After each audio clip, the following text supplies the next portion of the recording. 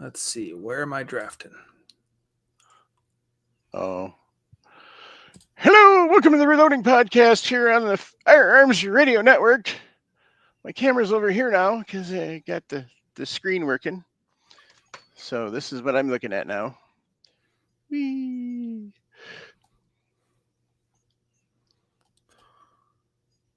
Yeah, so something for fun. But basically, what happened is my mom's vision is getting worse and worse, and so she's no longer watching TV. So she gave me her 65-inch, and originally this 55, which I've had for a couple of years, was supposed to go to my kid, but he and his roommate bought a 75-inch, so they don't need the 55. So I figured I'd use it as a monitor. I was trying to get it set up to work last week, but it didn't work. Now I got it set up this week, but obviously I'm gonna have to do something with that camera because that just looks goofy. So I got to come up with some way to put it like here or there. I don't know, it's kind of high. I guess I could do that. Everybody can look at my nose.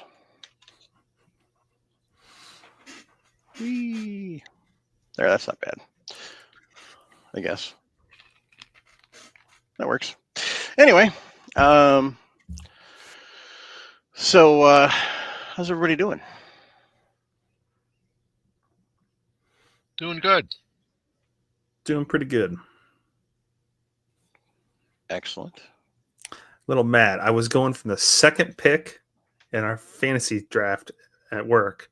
I was going to have the second overall pick, and then to decide to do a redraft or reshuffle. Now I'm the last pick in the round. Gosh dang it! That's tough. If you'll excuse me for a minute, I guess we've got some obnoxious dogs, so I will be right back. Okay. Well, any auctions you go to this week?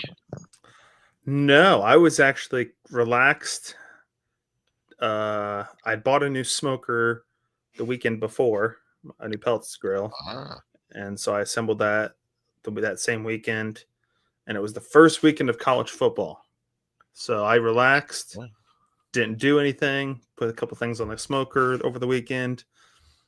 It was a beautiful week. I think we were in the mid 80s for a high, just gorgeous, and it's been that way all week. But yeah, it's just, and then that's how most weekends are going to be till the end of the year. It's football season for me. So okay. I get pretty serious about college football. So I understand. So what kind of smoker you get? I bought a Pit Boss pellet grill. It's a technically pellet grill, but yeah, you can do still smoke stuff. I did a pork butt on Sunday. They were on a good price at the local grocery store. 2 8-pounders and a Cryovac bag for like $32. Not bad. Not bad. I wrapped one in freezer paper, put it in the freezer, and then I smoked one and had some of that for dinner Sunday night, and then yesterday for lunch. And then I froze most of it because I make my mom makes it for her. She's made the recipe. I've made it too, but pulled pork enchiladas. Oh, sounds nice. So, it's a good way to use it up and just throw it in a freezer Ziploc, wrap it in freezer paper. Works out perfect. So, but no, other than that, yeah, I had my trials in that. Sunday, I'm planning out a few things, and my wife comes out and says the refrigerator died. Oh no! Oh no! Yeah. But so yeah, I think my dishwasher's starting to get to that point, but it's probably the original one from when this house was built, so I'm not complaining. Yeah. So I think it was 07 when this was built, so almost 20-year-old dishwasher. So the nice thing about the new ones, the new dishwashers, they're quiet. And that's one thing I'm hoping to get when I do get one, because this one doesn't have doesn't grind up any of the food particles. So all that just sits over the drain, and I got to clean that out. And then then it's just so loud. So like if I'm trying to watch a show or something, but I have to wash dishes in the dishwasher, it's like, okay, what are we waiting on? Am I just gonna wait till I go to bed and run it? So But The real quiet one, the quietest one that I've found so far is the Bosch. And, it's not cheap, but boy, I'm telling you, I can't hear it. I yeah. know Ooh. I'm I know I'm partially deaf, but I can't hear it. I mean, the only reason Yeah. I know it's running is that there's a red light that shines on the floor that tells me it's working. Yep. Okay. But I did buy a gun last week, but I don't have Ooh. it. Okay. So it's currently at the gunsmith. So Gunsmith. Okay. or actually, I would say gunsmith / Dealer. dealer, but they also are the gunsmith that they're going to be working on it. We're going to be cutting down the barrel and integrally suppressing the barrel. Ooh. It's at 1022. Okay. We're doing I don't know if you've ever heard of the IDF 1022, the one that's the integrally suppressed. We're building one of those. Okay. And when the gun was only $150, I can't go wrong. Yeah. So, and it came with, this is dating me. The gun was I looked up the serial number for the Ruger 1989, which is perfect because it's got the metal or aluminum trigger guard and everything. Right. But it's got a early 90s or maybe early 2000s ram line stock. Oh, okay. Yeah. One of the old school, the side folding ram line stocks. Yeah. I'm going to sell the stock. I should be able to make probably $75-$80 on that, what I'm seeing them sell for online. Sure. If I can sell it. Those things don't seem to go very quick, but yeah, it has, whoever had it, put the Ramline stock on it, put a Ramline barrel. Okay. The raised Ramline rear sight and front sight. They just did everything Ramline. So I'm thinking about just package the whole thing up together. If I can get basically what I have in the gun out of it. So, and then that's doable. We're just going to cut the barrel down, add some threads, and then they'll machine the suppressor. And then more than likely, we're going to make it a one stamp gun by just pinning and welding it to the barrel. So it's one singular stamp. And then, of course, make the cover and then the back end where it screws on. So something super easy, and it's got the original stock with it. And you're not going to go through and mill holes in the barrel all the way through like the IDF does. And that's one thing we haven't quite decided how we're going to do the barrel yet. We're still kind of in that that stage of what we're going to do on as far as designing the barrel. We're still laying that out. A company called Liberty Suppressors made one for Chad over at Iraq Veteran 8888. Yeah, I don't think theirs had the vent holes. No, it didn't. Yeah. So that's why I'm trying to find more information on the actual Israeli one before we go and just start doing the whole project. But yeah, it has the original barrel in the box with the original stock. And I'm like, I really don't want to ruin an original barrel, but for $150, I can't really go wrong. If you want another original barrel, I have an original barrel. And he might have some sitting around at the shop. We haven't even, like I said, I just got it Wednesday. I bought it Wednesday and we left it at the shop. We were having some cigars and bourbon and beer at night. I haven't even checked back in with him. So, well, they do every third Wednesday. They do a cigar night, and there's a restaurant like 3 doors down that they just get over there, their patio, and they do beer, and then you can get food. So it's a good night, and then they do a raffle for every cigar you buy that night, you get a raffle ticket, and they draw for a raffle prize at the end of the night. So it's just a good time to hang out with like-minded people, and so. But yeah, I if you need it, I mean, I have a couple of original 1022 barrels. Okay, I'll let you know if they don't find the barrel. I thought we had it. I remember seeing it one time, but if we don't find it, I'll let you know. Because I have replaced a number of barrels in 1022s to go heavier, or for more accuracy and all that kind of stuff. Yeah. But yeah. That's not a problem. Woodstock, you need a Woodstock? I got that too. Suppose it comes with it, so I'm waiting to hear back. Okay. He was checking on it on Saturday. I didn't hear back from him, so I might shoot him another message, or I might swing by the shop tomorrow on the way home. So and check in. So because they are the ones that I have are the old model with the metal trigger guard, Yep. all that stuff. Because yeah, I was excited to find that. I would have been fine with one of the newer ones where they went to the polymer, but I would prefer the metal or the aluminum or whatever it is, because that's what the IDF ones would have been. right, yeah, because they were done in this, I think, early 90s, and I think those were built for the IDF. So it was during the first Gaza incident is when those really came into effect. And that's when I bought the ones for my daughters. Was what they started with, and yeah. But no, it's not something we're gonna have finished. We're gonna take our time, just have fun with this project. Oh, so good. It's nothing that's gonna break the bank, which is the best part. So that, and then when you're sitting around having some cigars and some beer, you come up with some other gun ideas. So we're planning potentially a Delisle carbine. Oh, geez. So yeah, you hear that, you know where we're going. We're thinking of maybe making our own Brommet devices. We're coming up with some crazy ideas on stuff we might make. So, but that's when it's beer and cigars involved, it changes the way you think about things pretty quick. Yeah, with bourbon too. Bourbon Oh, makes yeah. it good faster. But oh, yeah. Absolutely. Oh yeah. So I located this when I was in Indiana.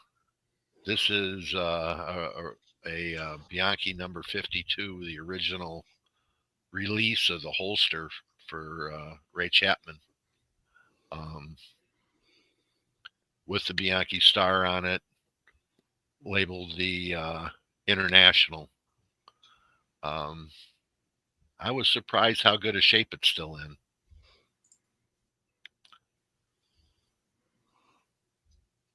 But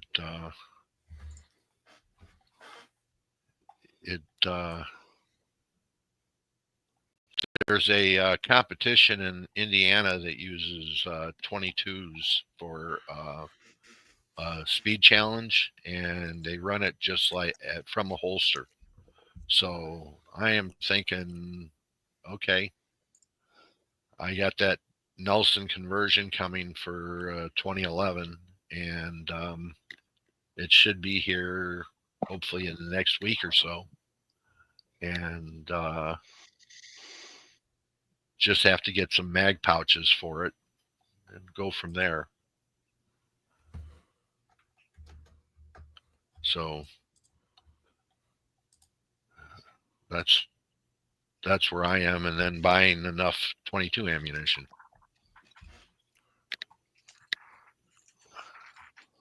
Which is that possible? Well,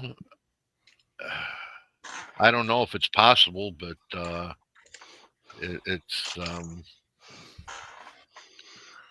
the breaks start at 50 boxes. So online. Yeah. Any particular brand? Eli. Eli? Yeah. Which line Club. from Eli? The Club. The Club? Because I know one of the shop local sells a ton of the Eli, or Ely, however you want to pronounce it. Right. Everybody's got their different pronunciation, but I'll take a look when I might swing by there Thursday, and I'll check it out, see what they got for you, and I'll let you know. Okay. Sounds good. Plus, they might cut me a deal. So I'm in there. It's the same shop I got my Enfield T at, so they know me by name, unfortunately. So, as does almost every other gun shop in this city. And your credit card on file, right? I don't have that. Thank goodness. I don't do that. Your debit card on file? Nope. Okay. I don't even do that either. I need to swing in there anyway because I got an AK on layaway. I got to put some money on. So Yeah. Nice thing that doesn't be paid off till end of October anyway, so I got time. I'll just throw like $40 here, $50 here, whatever. So There you go. Yeah.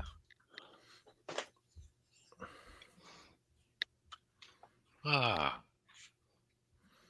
other than that, really, I have no auctions coming up. I'm watching some stuff on auctions, but nothing I'm going to. So that I can think of. No, nothing's coming up in my head. And then we're going to Branson this weekend. But that's why Dad's not joining there. They're on their way over here right now. Uh-huh. Currently driving. Can't share links for what?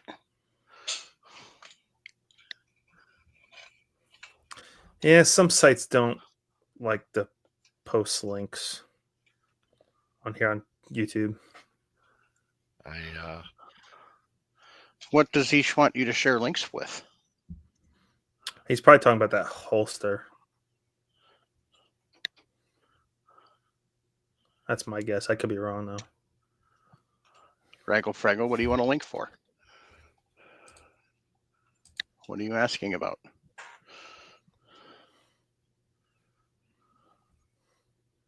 I'll post in the Discord. Oh.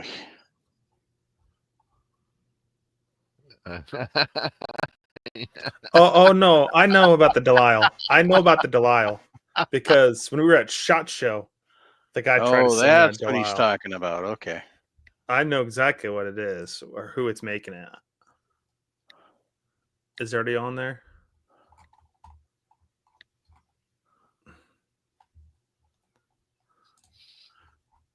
It's in the Discord. So. Why in 370? Give me in 45. I don't want it in 375 Raptor. That sounds dumb. Yeah. Give me in 45. Yeah, that does sound dumb. It's just a waste of the time, I think, but that's just me.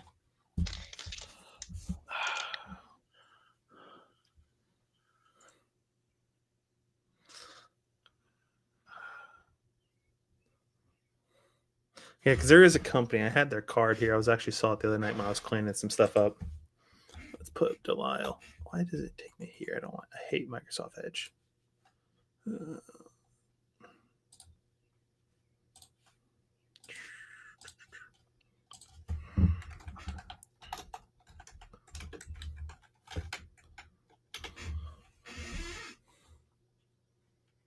Yeah, a company called U.S. Armament Manufacturing makes a Delisle carbine. They want $6,500. I could probably make it for way less than that. Yeah. Because we were talking about it. The hardest part would be making the baffles, especially if we wanted to try to go to correct on how the correct baffles were made. That and then your bolt face, because it's a different bolt face from a 303 to the 45. That would be your hardest part. Because wood's not going to be an issue, because fortunately the gunsmith at the shop used to be the lead designer for Boyd stocks. So he knows how to turn wood. Pretty easy. I would say so. So that's not the issue. I think the issue is the bolt face, the baffles, and that really seems like the only issue. And it would be nowhere near $6,500.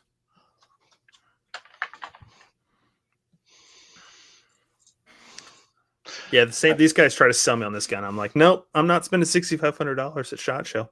I can't do it. Well, you could, but I'd be eating. I don't even know if I'd be eating ramen. I'd be eating stuff out of the trash, probably. I don't even make it to ramen level on that.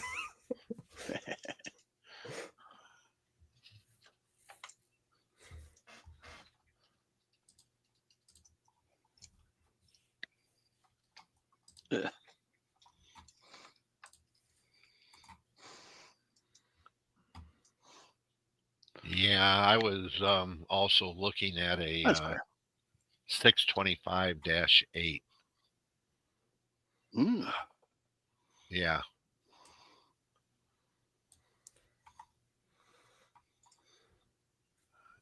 And What cartridge is that in? 45 ACP. Ah. 25 tells you it's a 45 ACP. Okay. The 6 is stainless steel. Well, I know Yeah. I know the 6 is stainless, Yeah. but I didn't know the Yeah. 25 met 45. And the -8 means there's 8 rounds in it. Not always. No, in this one. In Okay. the 625-8. Yeah. Because a lot of times with the Smiths, the dash just indicates the version of the. Mm-hmm.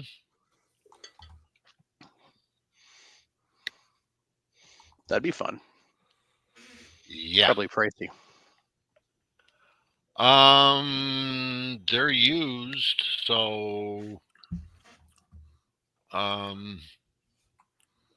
yeah, they're going to be in the $1,600 range. But if it's in good condition, Yeah.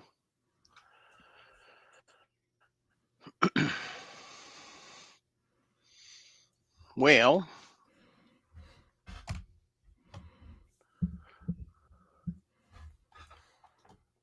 I finished my last day at Bass Pro on Friday. So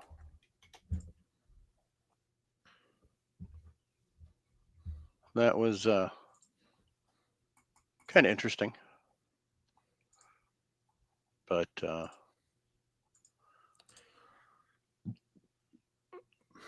and then I did my exit interview and made sure I told them all of the fun stuff. Shocked they do an exit interview. That's kind of odd. Well, that and the thing is, Raggle Fraggle. No, it's not.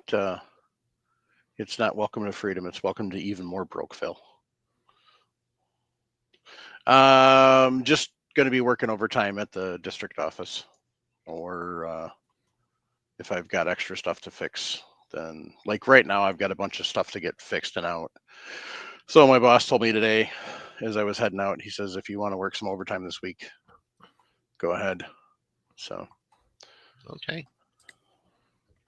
But that's the plan, is to work some overtime. Now this week it'll just be extra hours because I'm off Friday.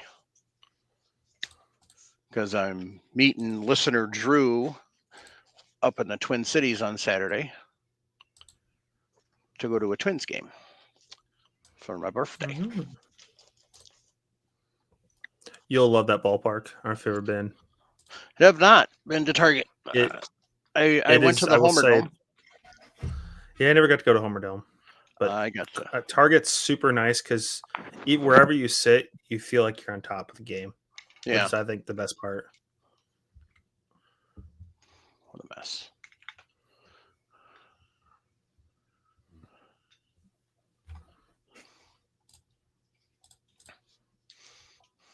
So, crikey.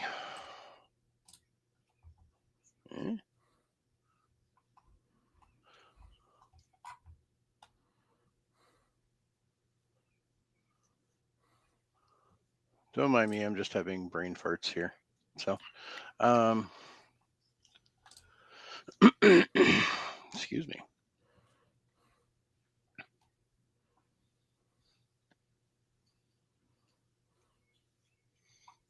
That's weird.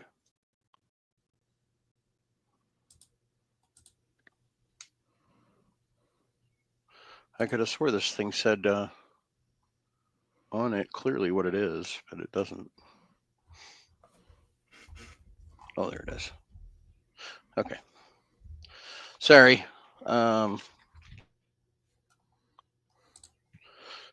I was trying to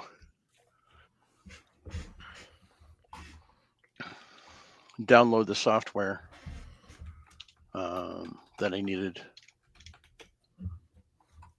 but unfortunately I wasn't excuse me, successful enough in my being able to see what I was looking at. So, but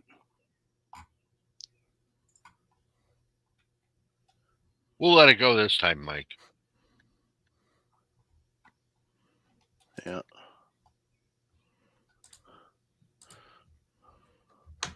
I'll just say I was suffering from a cranial rectal inversion.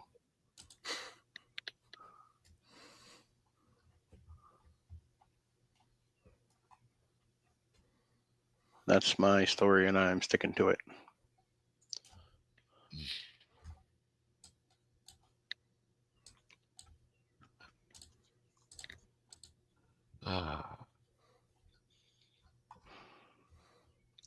So yeah, I did bebop down to Indiana on Saturday and met up with listener Dan, and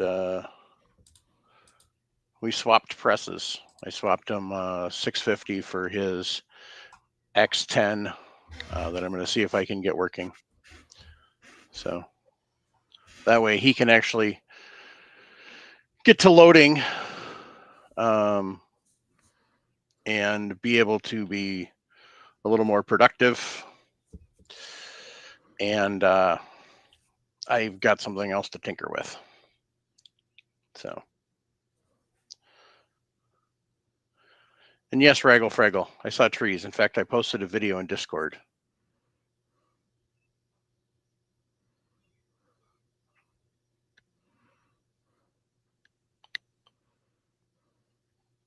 So,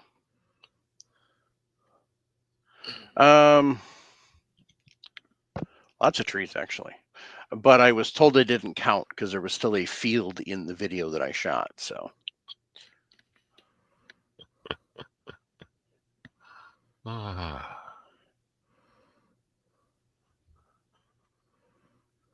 you know, I hate when you're trying to type something and you keep getting stupid frickin' notifications.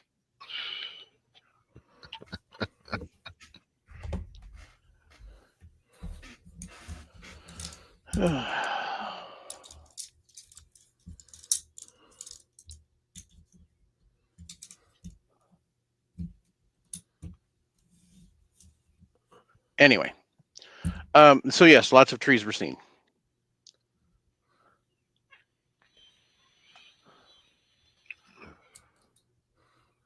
Lots and lots and lots of trees were seen.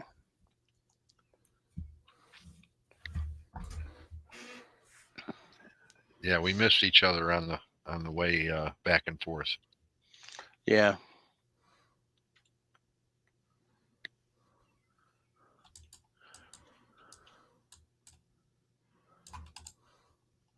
Yeah, you were. I think you got a better jump than I did. So. Yeah, you decided to take what, the 290? 294. 294. Okay. Yeah. 80 wasn't too bad when you know. So that's usually the headache. 294, 80 exit there. But yeah, 294's got all that construction on it. 294 wasn't bad. The section I was on. Okay.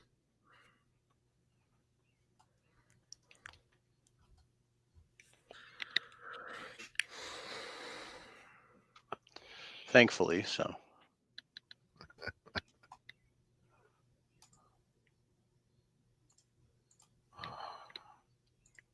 But yeah, it wasn't bad.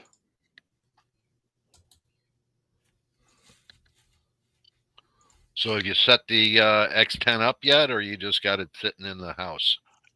No, it's sitting behind me. I guess there's some stuff that he didn't send me. So. Oh, okay.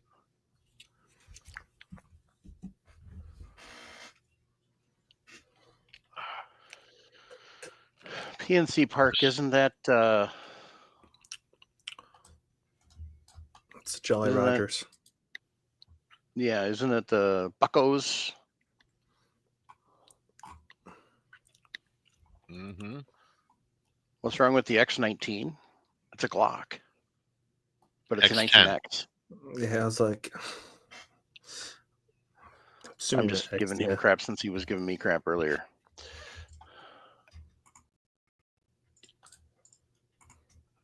What's wrong with an X10? An X10 doesn't know how to prime.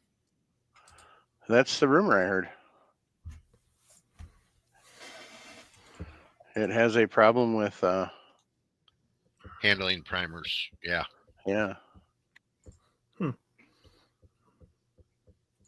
So.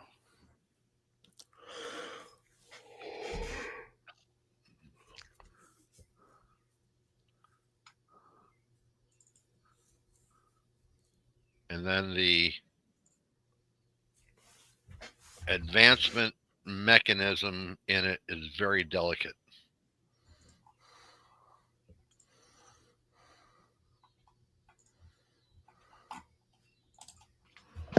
So.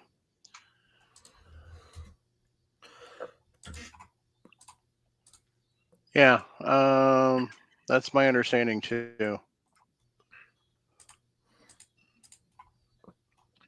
Just get Franklin Armory's telephone number, put it on your speed dial, number 1, and go from there. Yep. So, yeah, that's kind of the goal. So, all right. So, I got this lovely thing sitting behind me that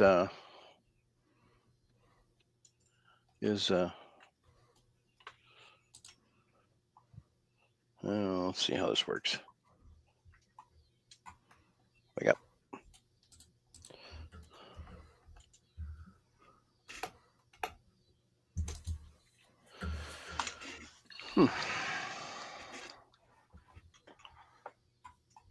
There we go. I don't think we needed that bright. So I've got this lovely JT, yes. Yes. From what I've heard, maybe possibly even more. So I have this empty space here, which I am going to be putting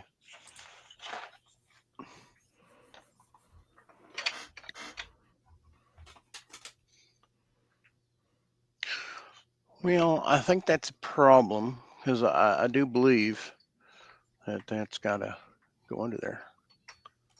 So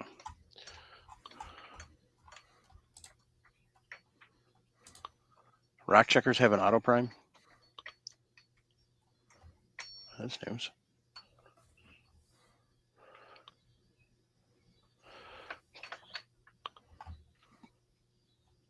Anyway.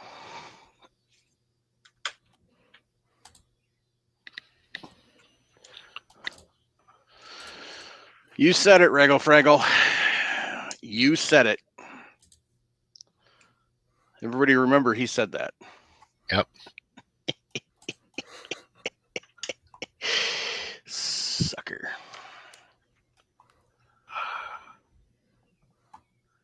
Oh, Reggle Fraggle.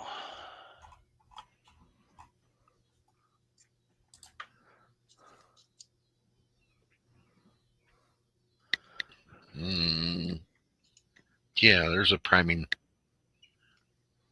thing behind my shoulder. Off press priming. That's all I use. RCBS. I usually use Lee. I have a Hornady, which sucks. I know, shocker.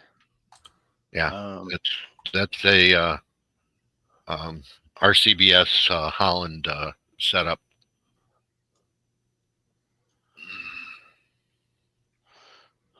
So, I also have a Lyman and a RCBS hand primer, but no bench primers. So, anyway, so in case you're wondering what I was doing, I got out my number 3 bit to tighten my number 3 Phillips head to tighten down the bench block. If you buy a Leatherman and it's one of the ones that takes the bits, spend the money and buy the bit kit. It's $30, but holy crap. I use the heck out of mine. So, and the nice thing is the newer pouches, the bit holders actually fit. Oh, okay. So this is the full kit. Torx, Allen, both metric and standard, and flathead and Phillips, including those stupid fancy the construction Phillips. You know what I'm talking about? Uh-huh. The ones with the extra little, like, I don't know what to call them, but they got like the extra little cross in it. It's like 2 crosses or whatever. So,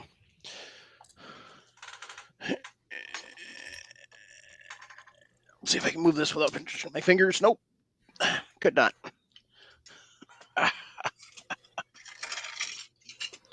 So, this is a Square Deal B, and it's kind of all jacked up.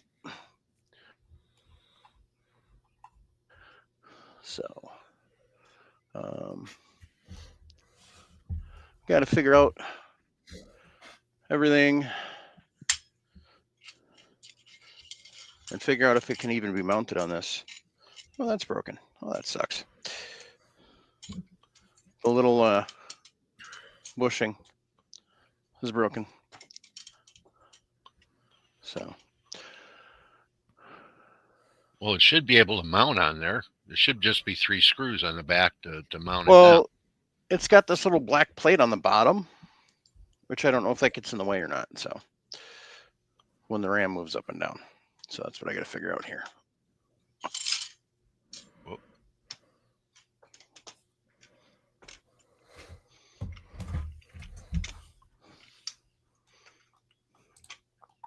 Nope, it'll clear.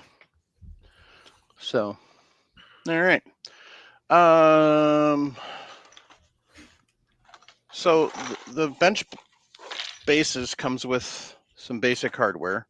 However, first off, it's really long screws. So that's not going to work.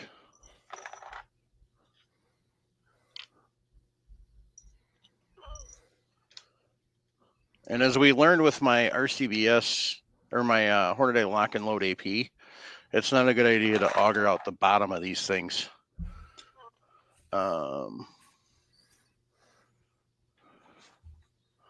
But I do have the full kit. I'm going to see if there's anything in there.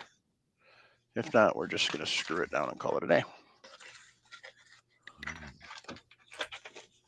Once again, really long screws. So.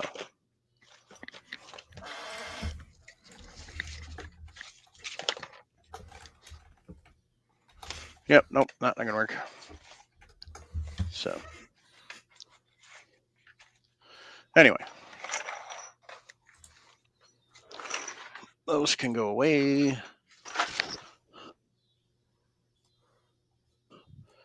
That can go.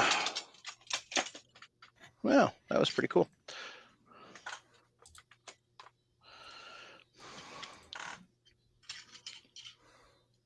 Go like that. All right.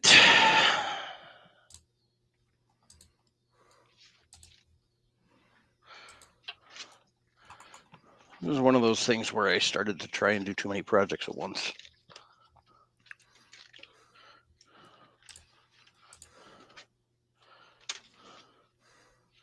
And then got interrupted and my ADD kicked in, and then I forgot where the heck I was doing and didn't get any of them done. So anyway, give me just a second to set the camera up and get it out of the way.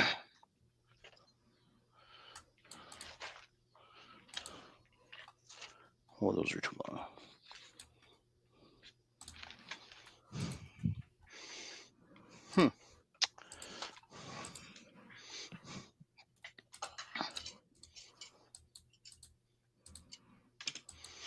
Oh crap, that's right. There's primers in here.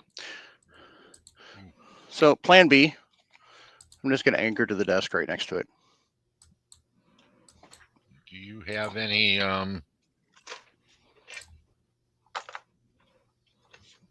metal screws? Big ones? No. No? Okay.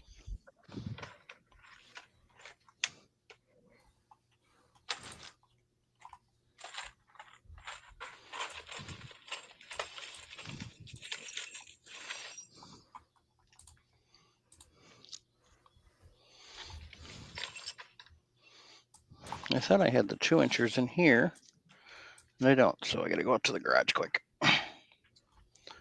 So, good grief. I will be right back.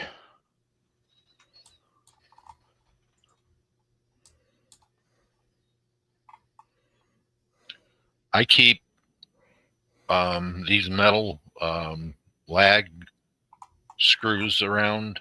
They got a washer head, and I keep them in about 3 or 4 sizes from 1 inch to 2.5 inches, and they work pretty nice to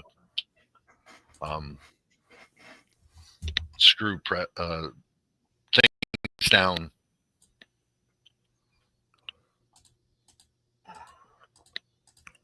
When needed.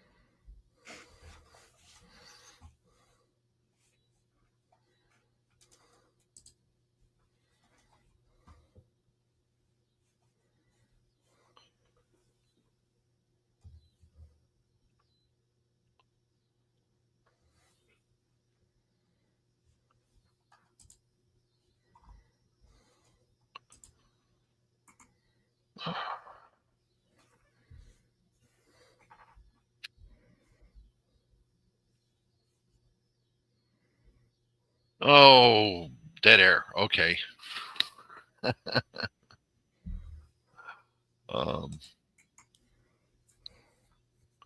Yeah, the thrill of bolting presses down. Yeah, that's why I love the inline system. Uh-huh. Because then once your main base is down, you just get the new plate for each new press, and then attach those 3 screws or 4 screws, whatever it is, and bolts right in. And that's one nice thing I like about that system. That's one of the reasons why I want to go to that post, because I want to be able to do anything, with a press or a vise or anything like that, and just switch it out real quick. Yep. And have enough strength to hold it. And with their additions of being able to mount presses on the side and hold it there, is really nice.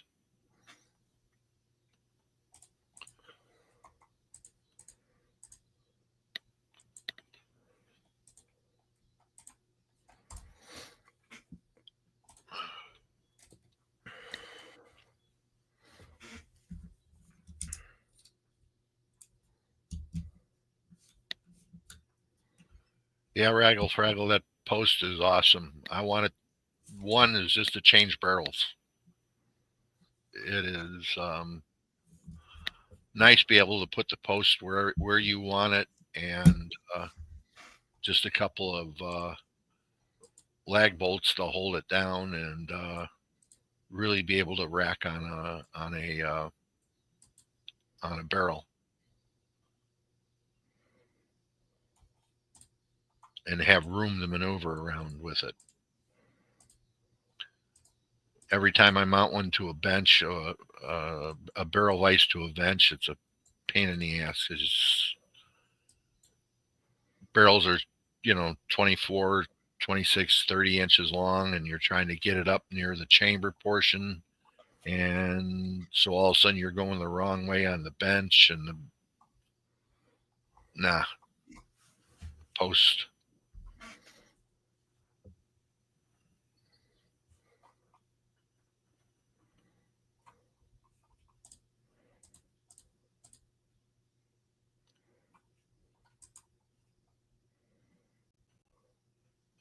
The other thing is having those adjustable rails put in, where you can slide and move things around on those 3/4 inch wide, 3/8 deep rails. T-Track. Yeah, it's one thing I wish I would have went with.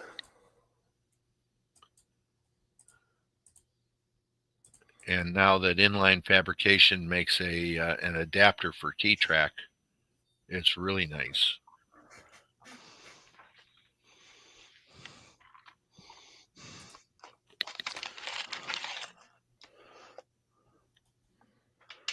So I don't know what the hell. I had an 1 5/8 box in my hand. And then I was looking in a bag because I thought I had some 2 inchers in there. And somehow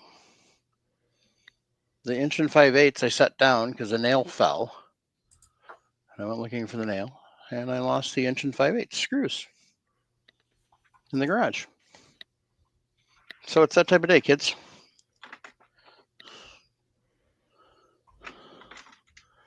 Yeah, just befuddling. Anyway, I had a feeling before we ever started tonight it was going to be a shit show. You guys even there? Yeah, we're here. Okay, you weren't saying anything, so.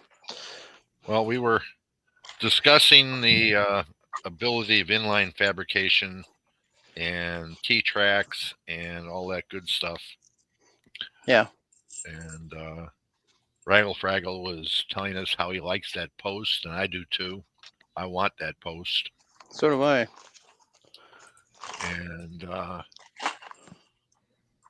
And E79Z28 says he has 5 presses on the bench and 5 more to switch to for specific jobs. And that 5 presses set up all the time and 5 more in reserve. Wow. I've never had more than 3 presses set up at any one time. Wow.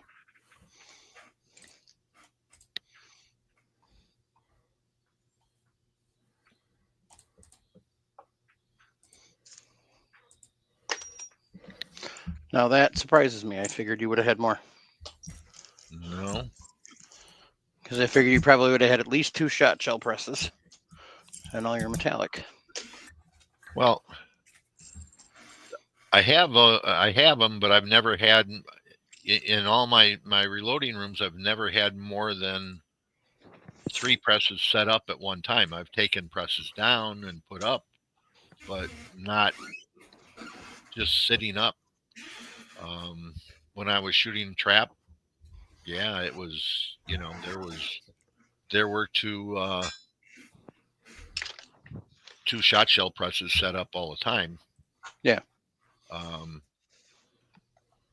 When I was shooting IPSC, there was 2 presses set up all the time for progressives. Yeah.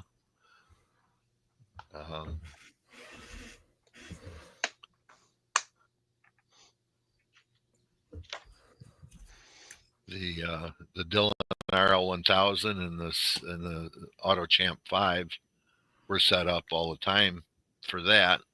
Yeah. And then the Rock Chucker was always one that was set up all the time.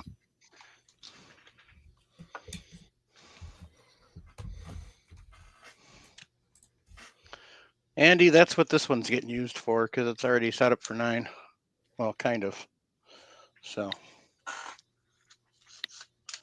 All right. So we're just going to anchor the dang thing straight to the bench. Call it a day. Instead of digging around. So. It's going to go right next to it. And yes, this is overkill. But I don't have anything in between, so.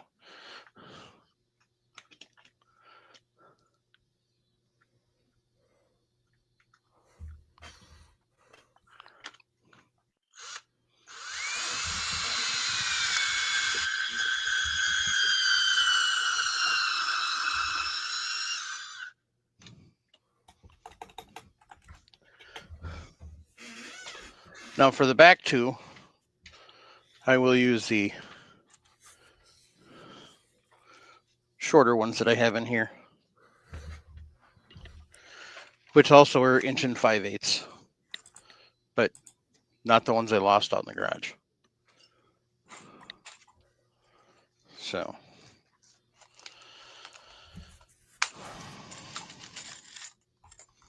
Anyway.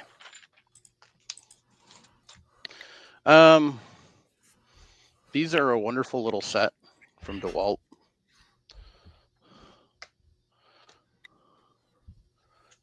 So I think they're like $20 at the Home Depot.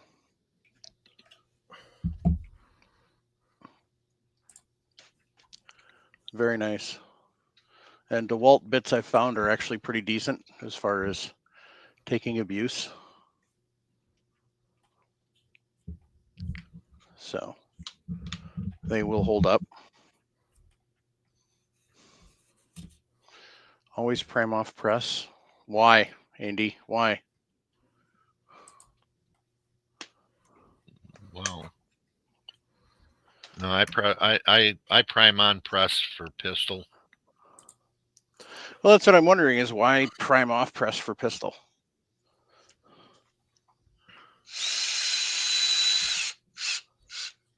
In a progressive, yeah. Yeah. Single stage, no. But yeah, this I'll prime on press. So, what was overkill, Clifford? Using a 3-inch screw on this. Hopefully I don't know if it can be too much overkill. Besides going all the way through and not having anything 100% bite on it. It's sticking out the other side. Oh, then yeah. Well, if it's sticking out the other side, then at least there isn't a drawer there that you drilled through. No. Put a screw in. But with it sitting here, I can't get the top drawer open, but that's okay. Because I don't really use the top drawer. Now, how the hell does this feed up? Oh, there we go. All right.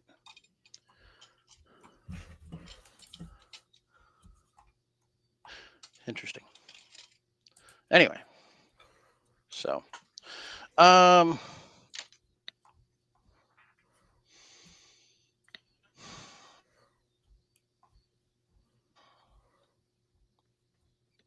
Scheitzkopf. So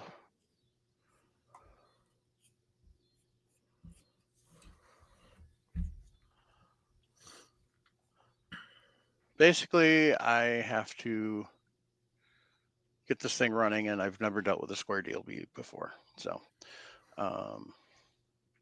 we.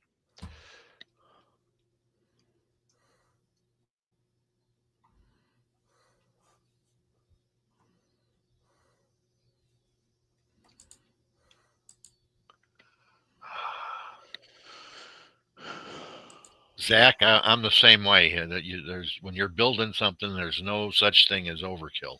To a point. I normally agree, but I mean,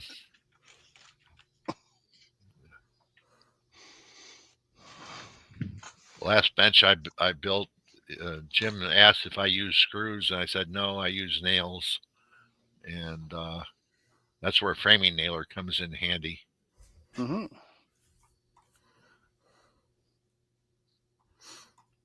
That's like when I built my rifle racks for the vault room.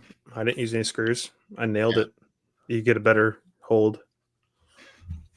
Especially because most of the nails you buy nowadays have a glue on them for nail guns.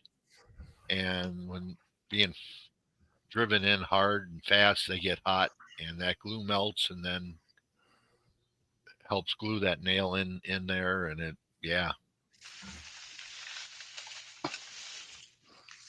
Yeah, and I haven't even noticed any movement in my racks and I got 30 some rifles per rack, and that's all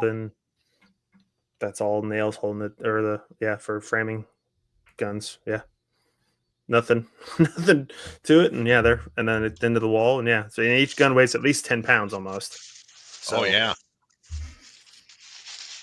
Oops. Ouch. I might have to try to do a podcast in the vault room sometime. See how that works out. I'll have to get better lighting first.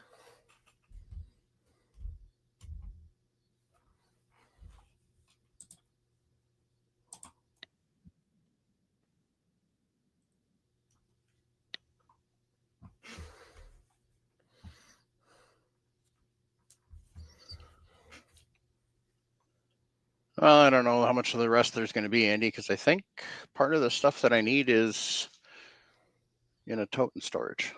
I thought it was all here. Damn it. So, the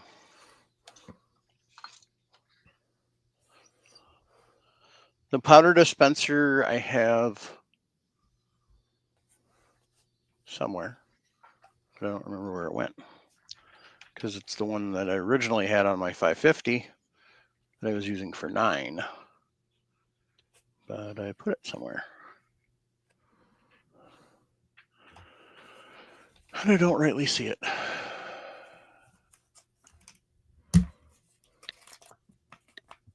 So this has just been a giant failure of an episode.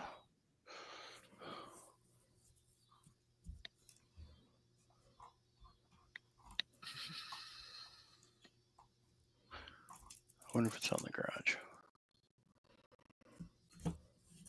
Anyway.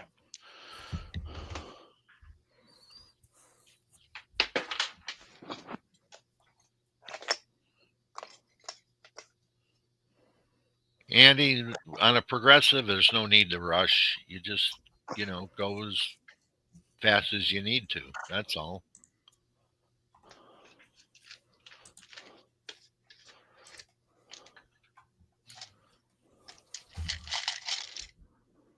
Is it?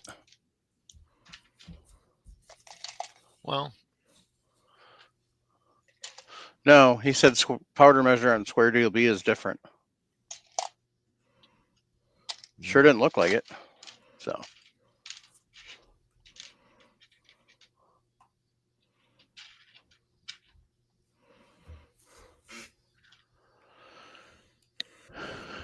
He said if copper is softer than steel, what causes barrel wear? Unburnt powder burning in the barrel. Well, there is some friction, yes. I mean, there was anything. You know what causes most barrel wear? Cleaning, improper cleaning.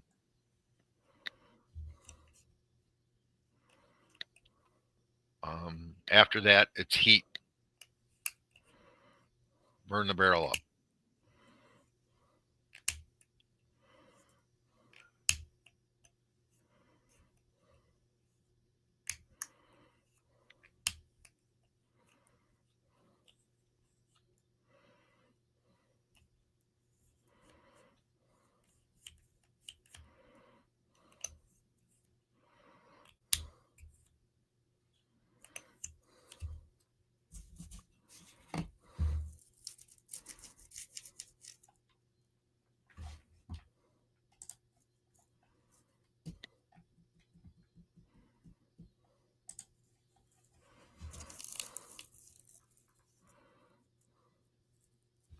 And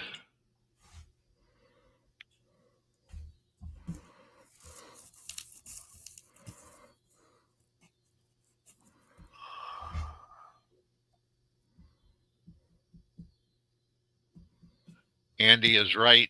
The square DLB powder measure is not the same as on the RL 550, according to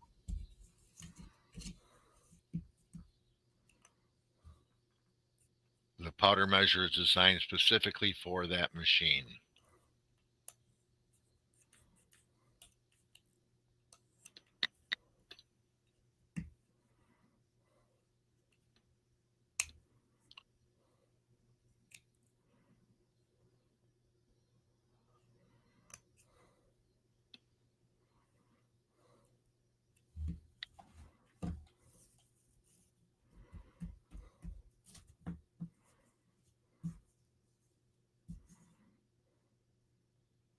Good night, Andy.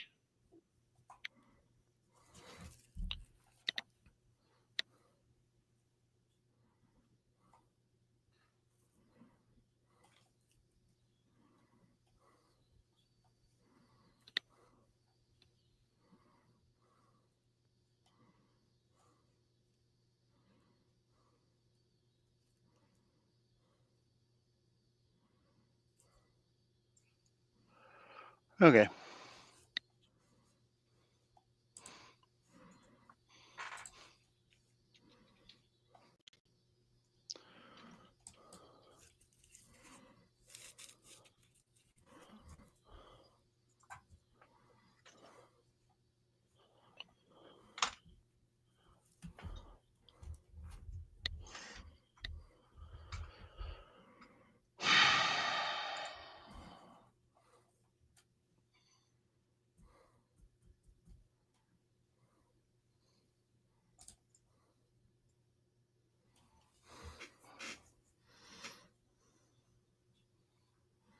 Holy crap! Square deal Bs are up to 750 now.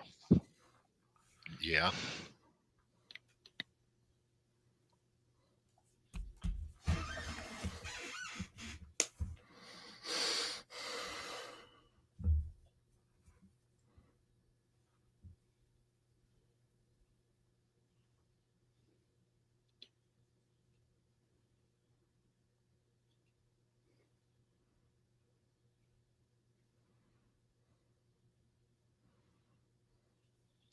I'm looking.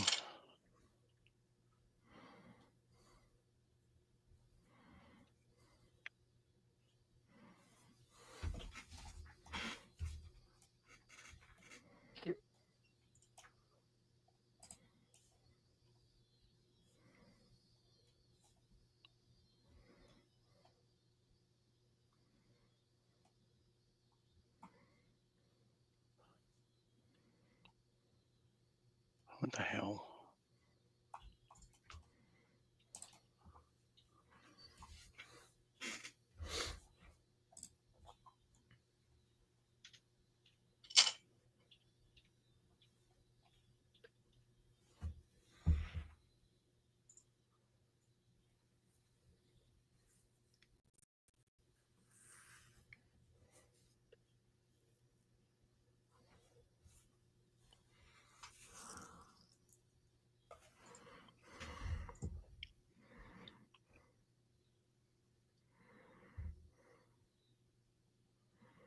Well, yep.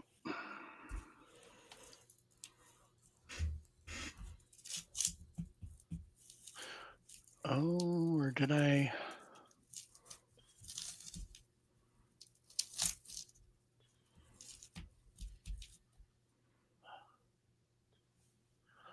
I know I don't have the brain capacity to say things and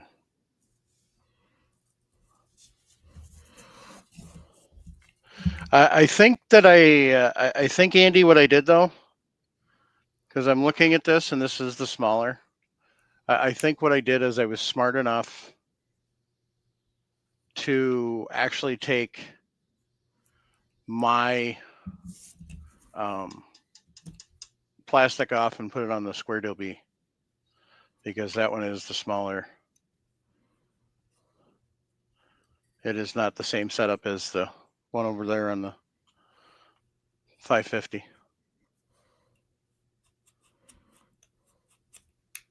Holy shit, I was smart enough to do something right. Hot damn. All right, good. So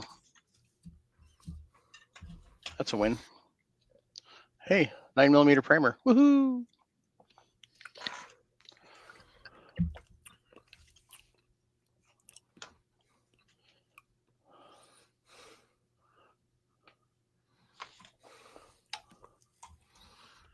All right.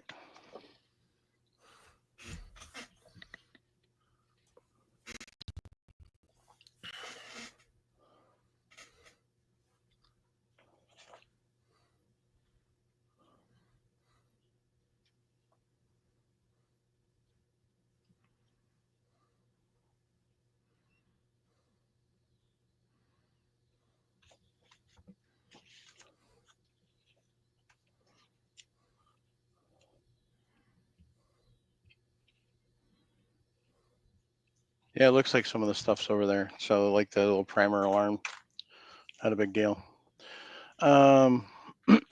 Excuse me.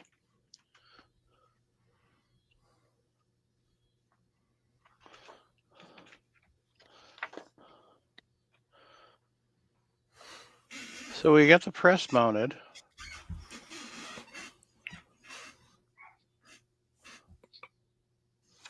And the dogs are going psychotic again, and my wife's not stopping them.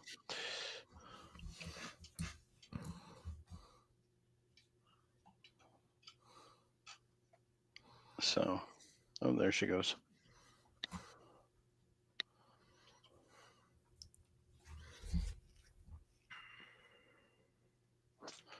Yeah, missing the primer shoot, or the primer catcher.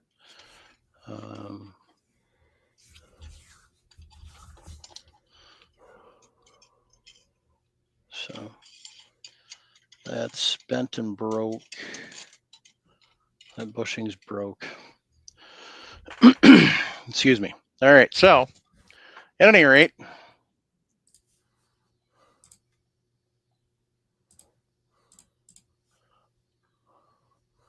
what doesn't make a lot of sense here is this is way over here, but your bushing is way over here.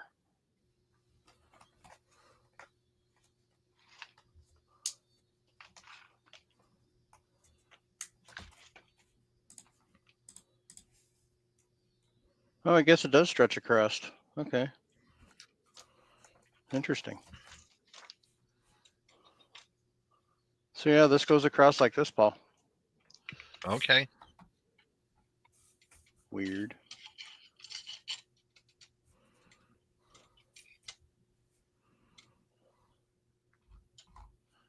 So Does the fail-safe rod work then? what's that? Does the fail-safe rod work? What do you mean? Well, your 550 has got a fail-safe rod. That's the one that moves the make sure it moves back. Oh yeah. Yeah.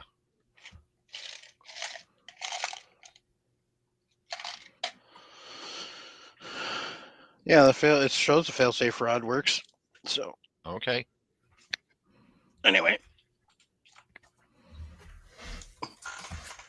back to the Leatherman.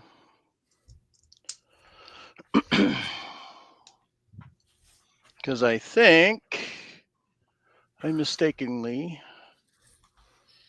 gave away the Allen wrenches to Dan.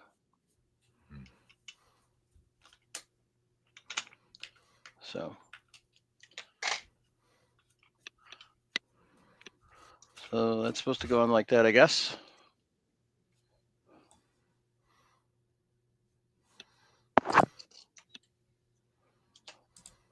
And then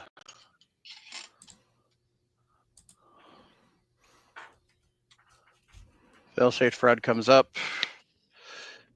Which I gotta bend that tab back straight.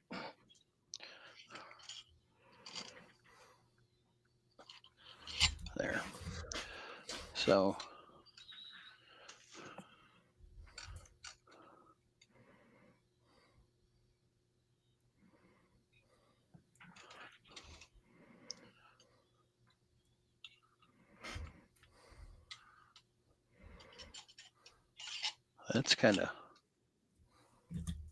that's a seriously weird angle.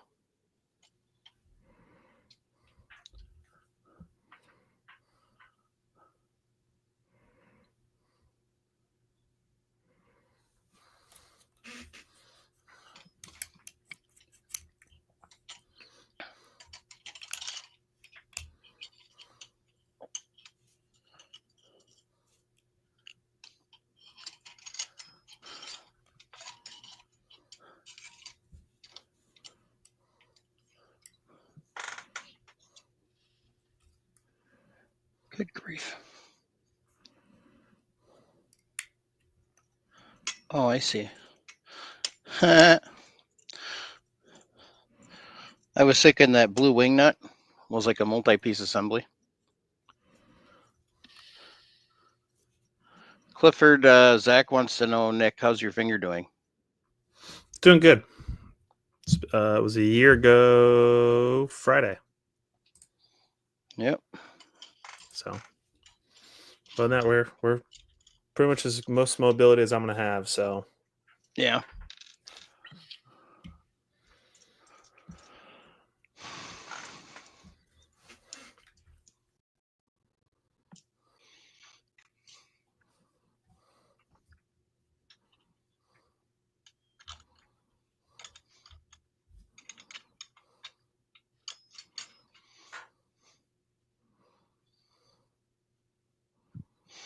Wrong way.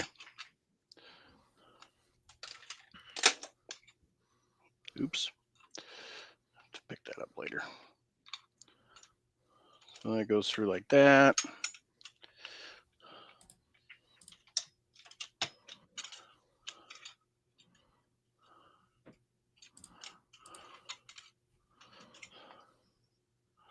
Now on this one,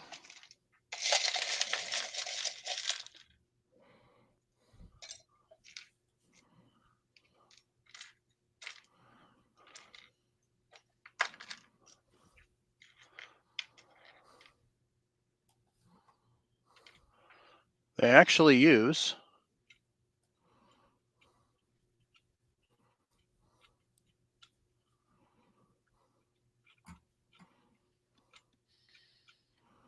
a cotter pin.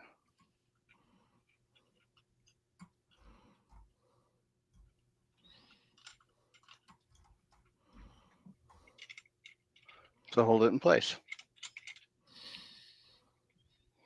So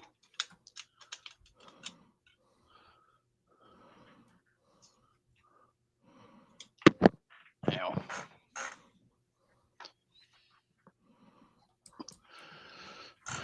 Nick, it's not that boring. no, I'm in I'm in draft mode right now. So that's not why I'm not bored or anything. I'm in with how our draft works. I'm like back-to-back picks, so I have to and we only have a minute 30 per round. So I can't tell you the last time I actually played fantasy football. I've done it a couple years, and it's bad to be back in it. When I did, it was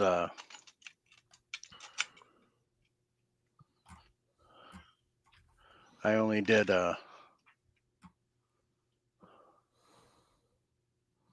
auto draw or auto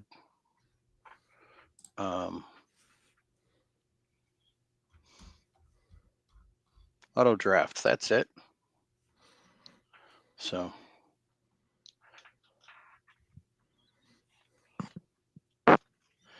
anyway,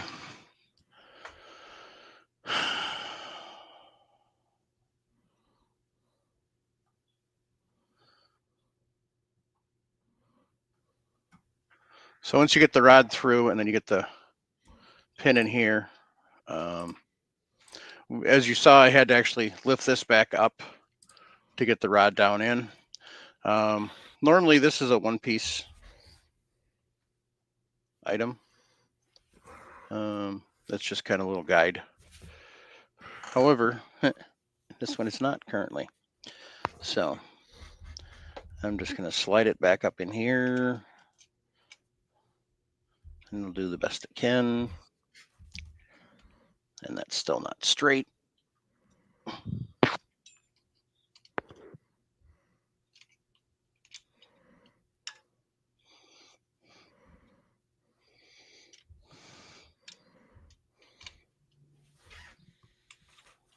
Now who's calling me?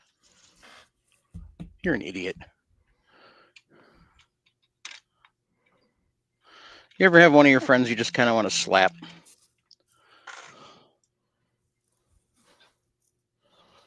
I've been best friends with the guy since 2001. He knows Tuesday nights is podcast night. And he always fucking calls me during the podcast. Sorry, Chris. I'll take that out.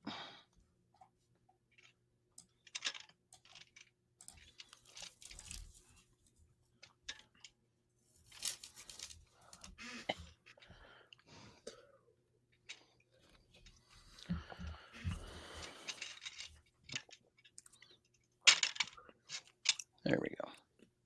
Anyway, we lost Paul.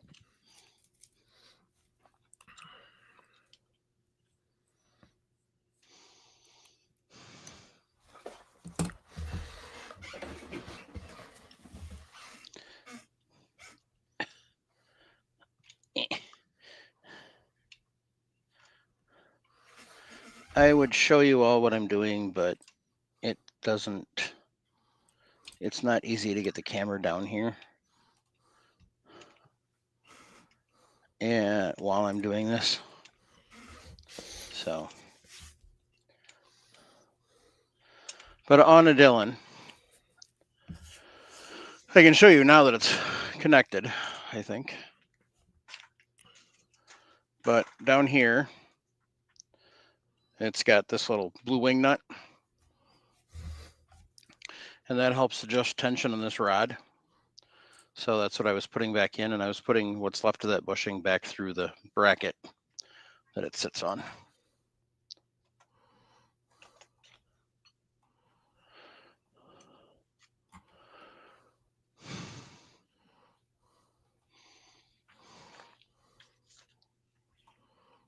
So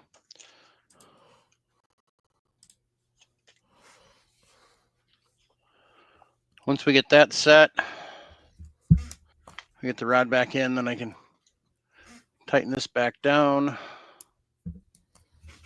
There's a little screw here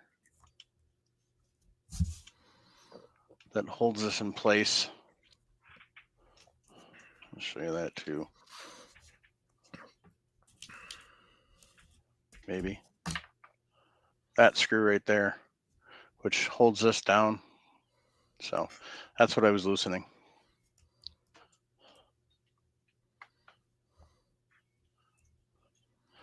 And so the idea is to get that.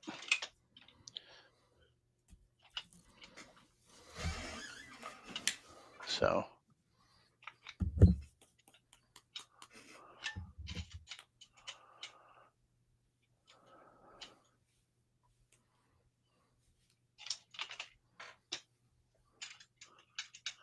as you can see, the failsafe rod doesn't do a dang thing because it's way too loose.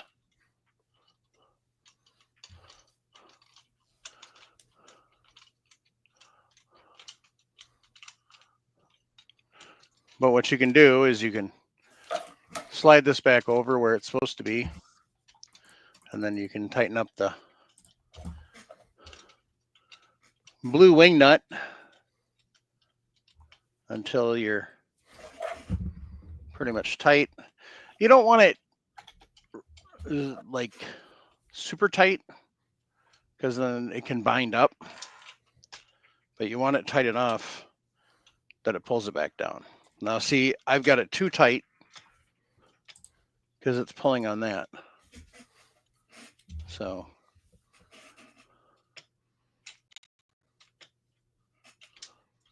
and you can check it a few times just to make sure. You just want it to pull that back down so that way. The Square Deal B, not really. It's an auto indexing press for starters.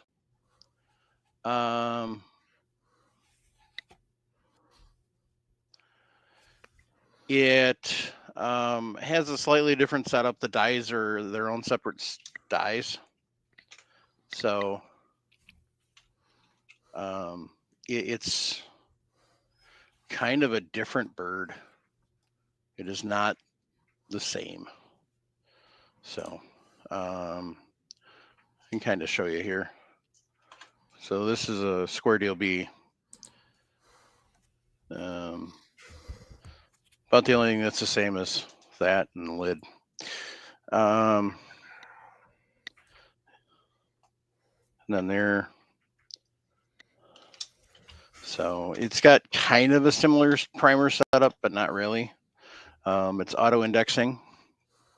And then we go over here to the 550. And as you can see, a lot bigger. Full-size dies. And this is manual indexing. So you actually have to turn this by hand to go to your next. So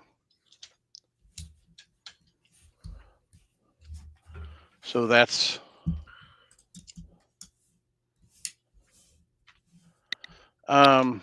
yeah, I don't like the idea of the proprietary dies either.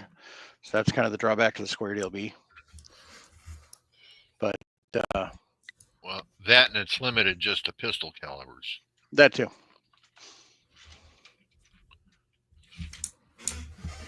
So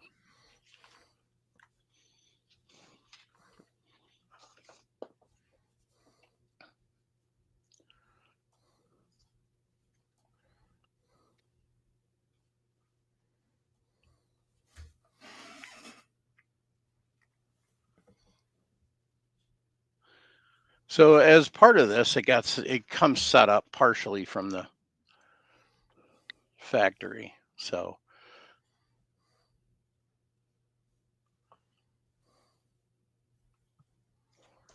I don't think that's a interchangeable head, is that? I mean, those you have to take the dies out and correct.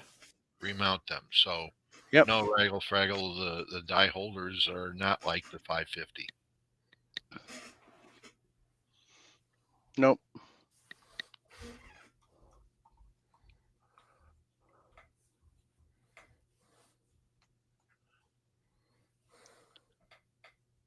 And I like the idea of the 550 not being auto indexed because when I'm doing the precision work with it, I like to be able to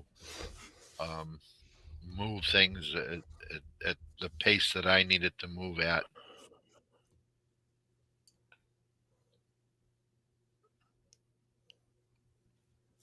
Exactly.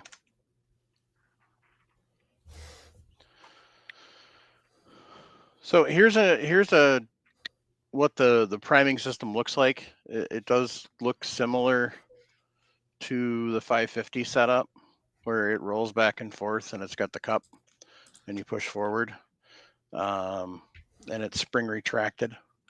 So from that standpoint, it's kind of similar, but and then it uses these as part of the whole shell plate assembly. You can kind of see it right there. So This I have no idea what the heck it's for. Probably part of the indexing.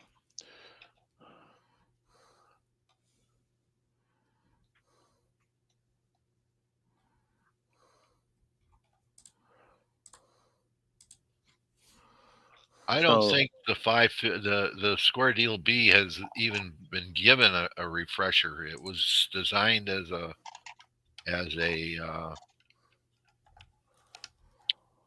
an auto index, really as a press you bought for each caliber. In other words, people would go out and buy one for 45, one for 9mm, one for 38, whatever, and that was the idea behind those presses. Not really to interchange dies, but they were able to do it. Well, yeah, because originally they were kind of inexpensive. Yeah, Not anymore. Whoops. They were like $300 or something like that. Yeah. You know.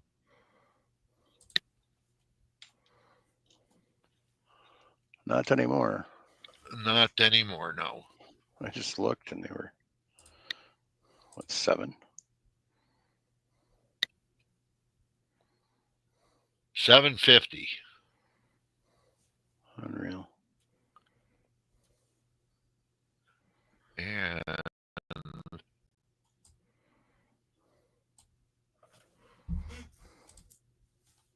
a RL550C starts at 6 1/4. Now that's with no dies.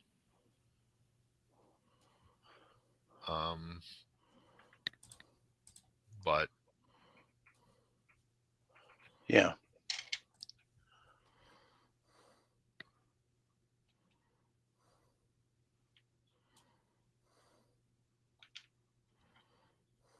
So if we started one and we wanted to go 9mm on a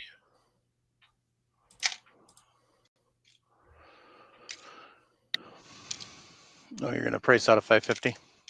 Yeah. And carbide 9mm dies. And yeah. A 550, which is the basic reloader and the caliber conversion kit, and the carbide pistol dies brings you to $838. So that's where you start on a 550 from Dillon. That's no bullet trays. That's nothing but the blue cartridge catching tray you get. So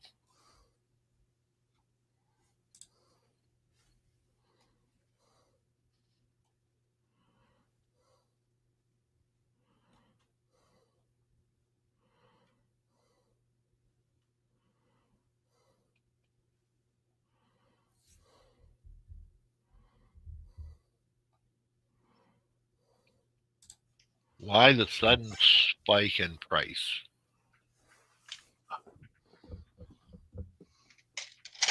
Materials, casting, it's basically a cast press, and everything's gone up in price. Mm-hmm.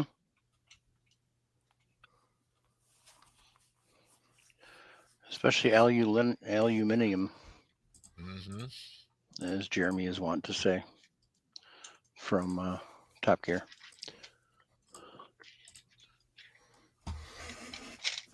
So it comes with 2 different seating stems. Yes. That's interesting. And a spare decapping pin. So what the heck is that? Now you could save money on a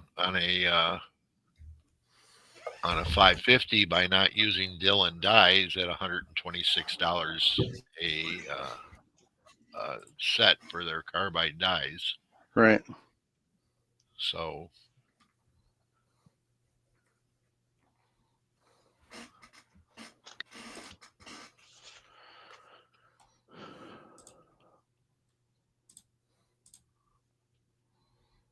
So they send a dummy cartridge with no primer, and then they send a piece of brass with a inert primer seated in it to proper priming depth. So that's interesting.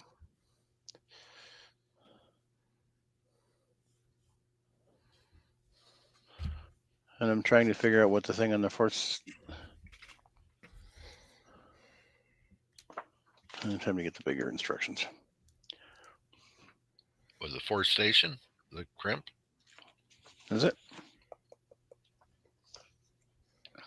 Because station 1 is size, D prime, and prime. Station 2 is powder. Station 3 is bullet seat. Station 4 is crimp. Okay.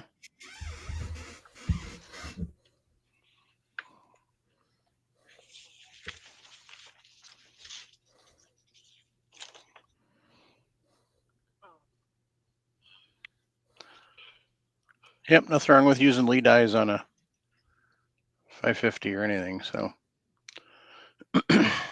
Excuse me. All right, so it's set up.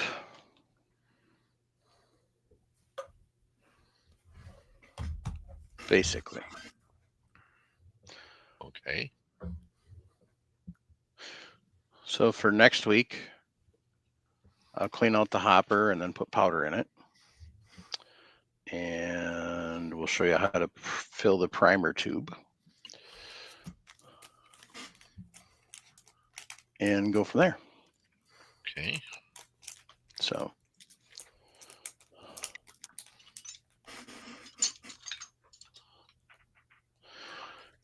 Because what you'll see is you'll see all these. And excuse me. I think Primer tubes, huh? yep.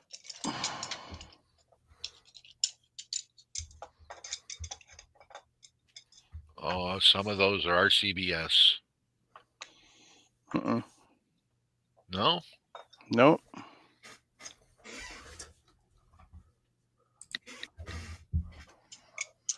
But these here are Hornady.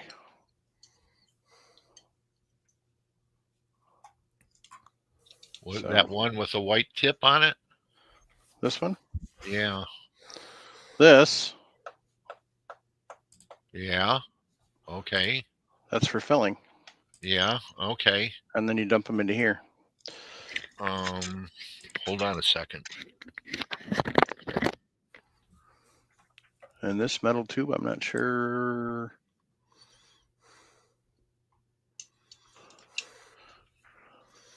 Is the tube in here?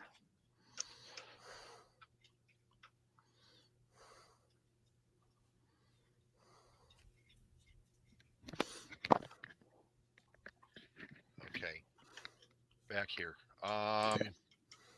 White tip. This is an RCBS tube for picking up.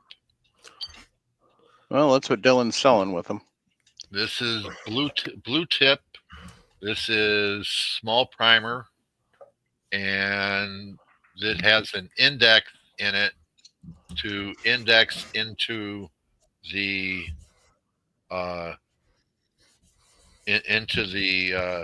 priming system with this groove right here.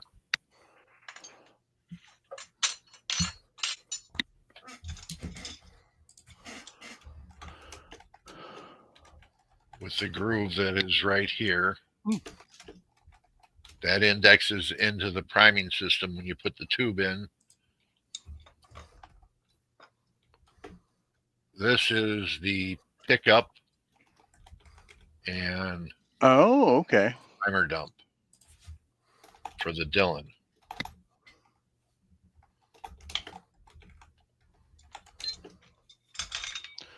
So what you're saying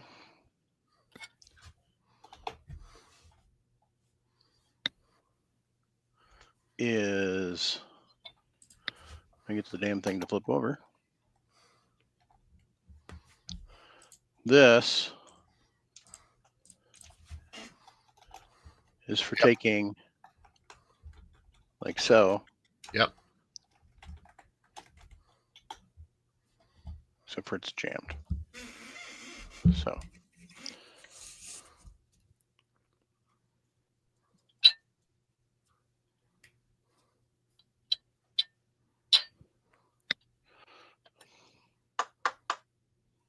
And there's one stuck in there. A lot of times there is. Well, yeah, this one won't go in there. So Oh, okay. there's a couple stuck in there. But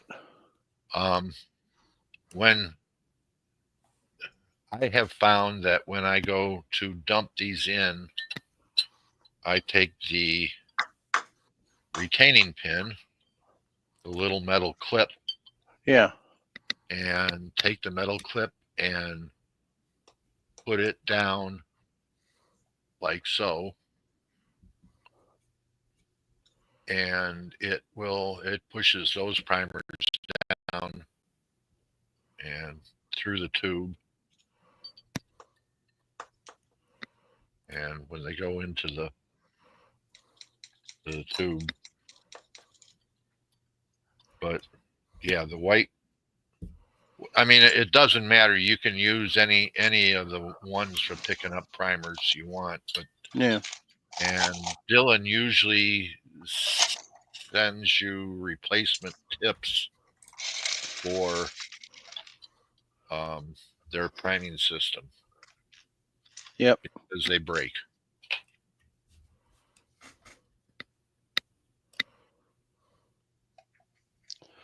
So. Yes, small primers, regular Faggle. That yellow is small primers. Green is large.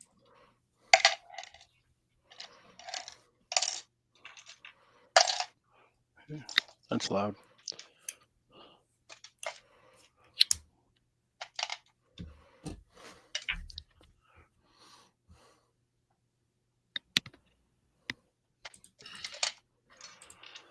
So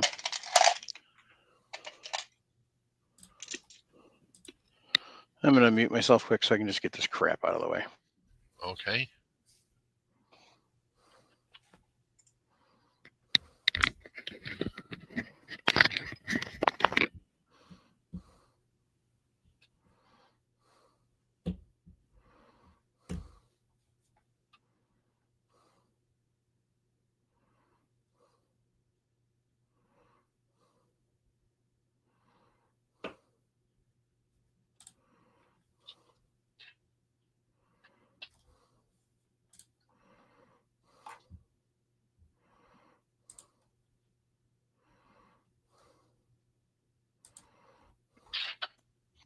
All right.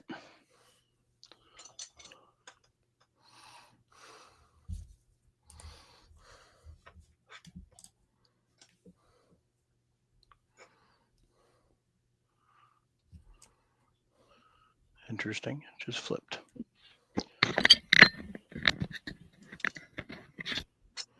Okay. Dylan primer tubes. Okay. Red is for, and blue are for the press itself to go into the press so it can drop and pick up the primers. Blue is for small, red is for large. So that means at the end of this metal rod that's in there. Right. There's a special. There should be a blue one of these. Mm-hmm. Yes. Yeah. And that's what holds the primer and that. And then you have yellow and green. Yellow for small primers, green for large for pickups. And there's a blue and a white tip for the little retaining pin clip that holds the primers in, so you can turn it upside down and dump them.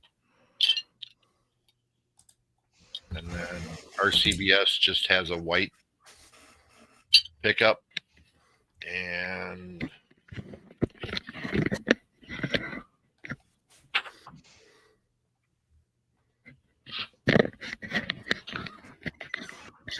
I have about, I don't know how many of these I have, but these are brass ones that were made by C&H for primer pickups. One in large and one in small. These weigh something, but these are expensive.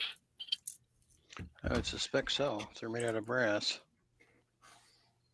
Oh, there's another one stuck in there.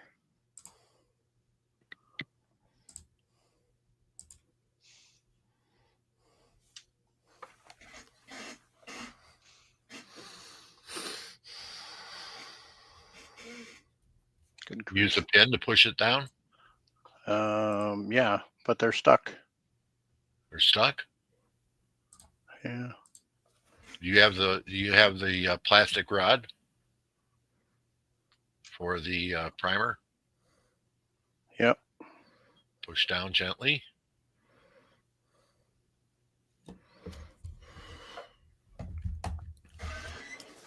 Nope, not moving.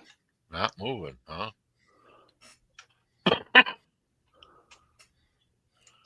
Do not push from the other side, please. What fun are you? If you do, soak it in water first. Try to deactivate the primer, and then push from the other side.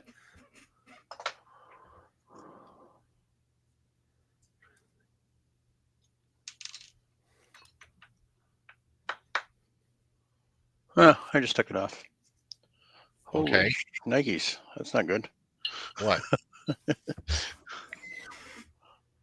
Oh, no, that is not good.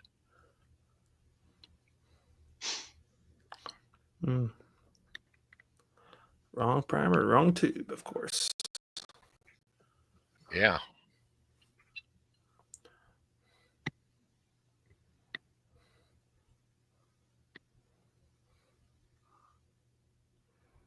Interesting. Yeah, oopsie, that's right. I didn't do it.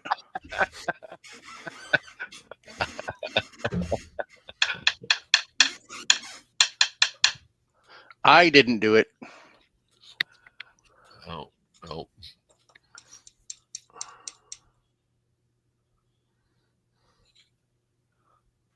It's funny that Dylan sells a plastic rod for their uses a plastic rod for their primers, and I made a metal one for weight.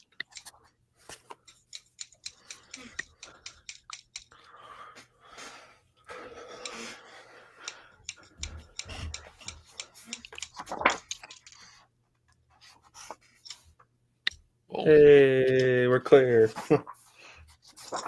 No idea where that went. Behind the bench somewhere. And it can friggin' stay there.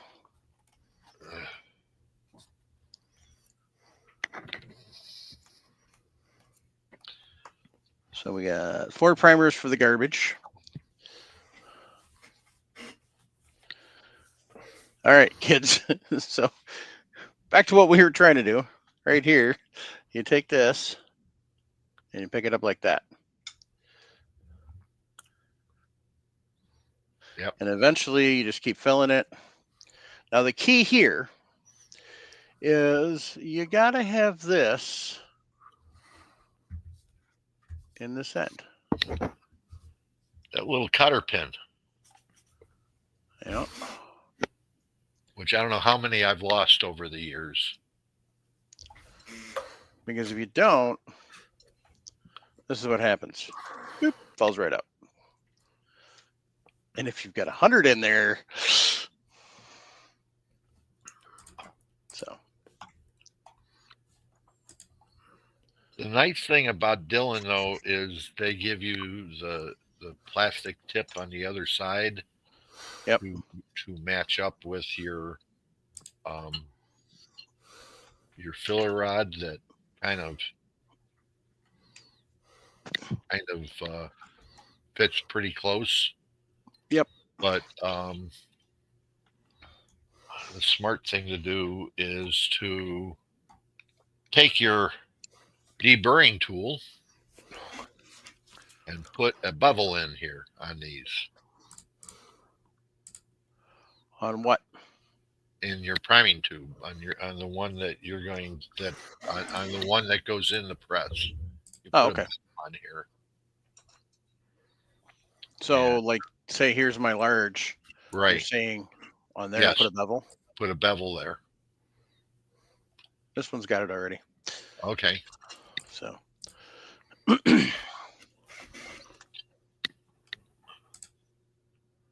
Yeah. Yeah, they give you a couple with pins so you can preload them. Uh-huh. So you can have 200 primers at the ready. Or 2,000. Well, they only give you 2 to start with. Yeah, but if you go out and buy extra tubes, you Yep. can spend an evening loading tubes, and then you can spend an evening reloading. Mm-hmm.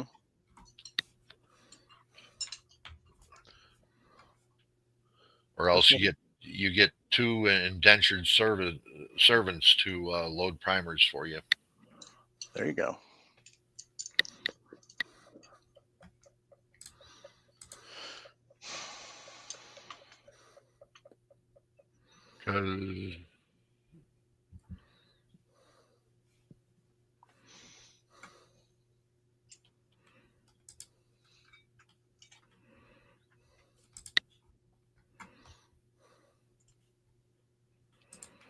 Because Dillon is looking at $12.50 in order to buy 2 small and 2 large primer pickup tubes for $50, which is $12.50 a piece.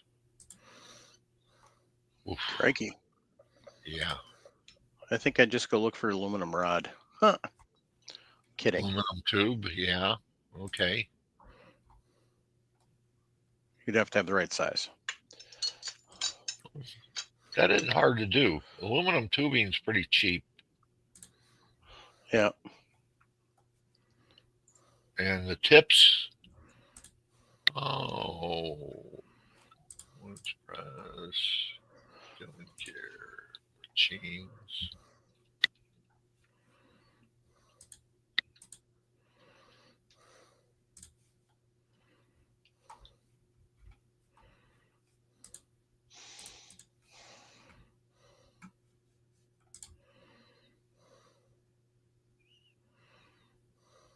Ooh. Those are pretty.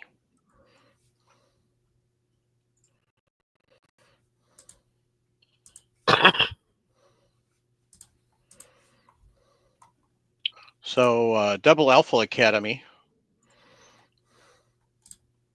has 10-piece set for $77. Uh-huh. And you can do 5 and 5 if you want. And they're pretty red and blue. Yes.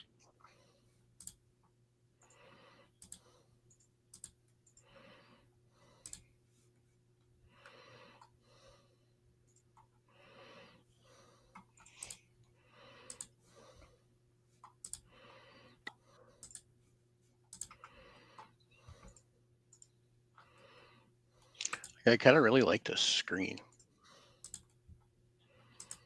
I'm not going to lie. It's really nice. How big is it? 55. Whoa.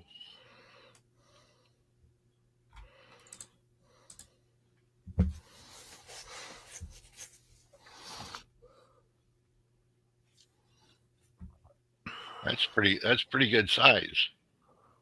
Yeah. So a Dillon Square Deal B tool head is $75. But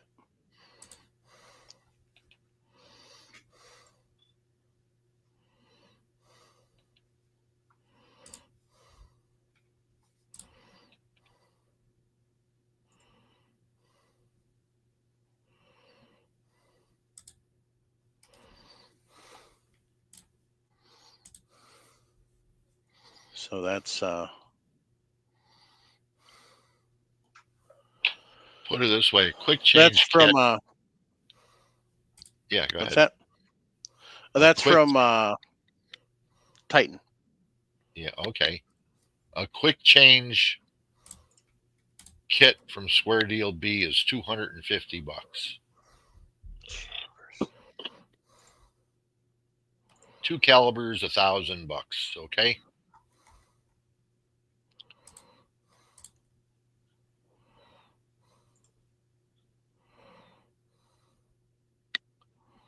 So this is how this looks.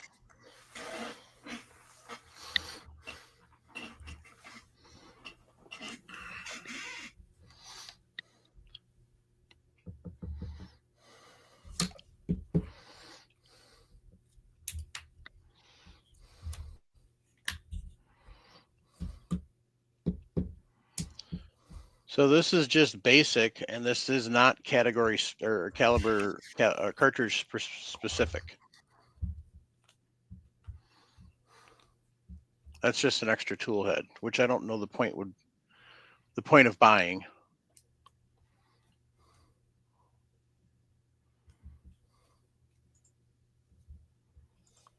Now the difference between a Square Deal B conversion kit and everything else is the Square Deal B comes with the dies.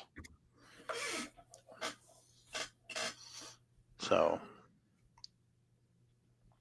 you got your dies and your shell plate and your powder dispenser and your decapper and then your little brass.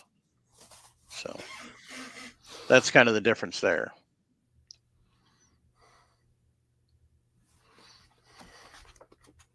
Now here's a deluxe.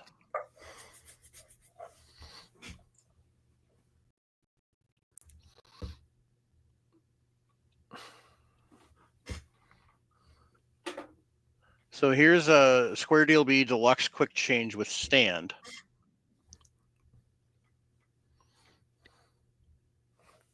So this has got your extra plate and screws, your Allen screws, your decapping pin, etc., and a powder dispenser. Seeing as how the powder dispenser is $1.50 by itself, that's actually not a bad deal.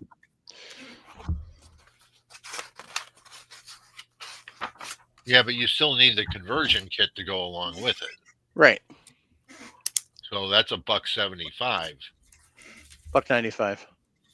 Or $1.95, depending upon calibers. Yeah. Yeah. They're on special right now for $1.75. Where at? At Dillon. Oh, okay.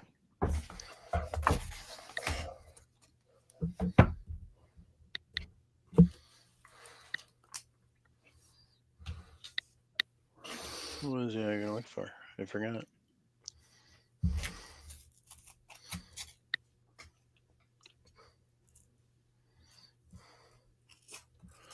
Yeah, so this comes with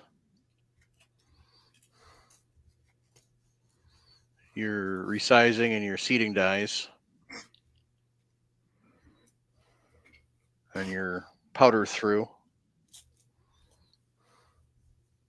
for your powder measure, yeah. Powder dispenser. Yeah. So.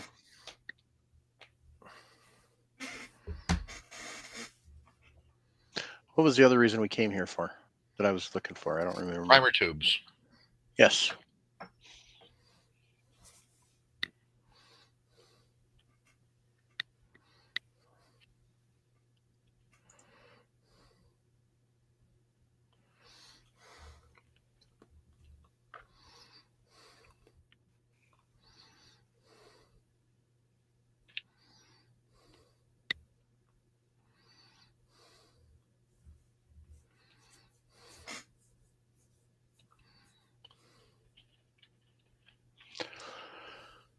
Now Titan's selling them for $15 a.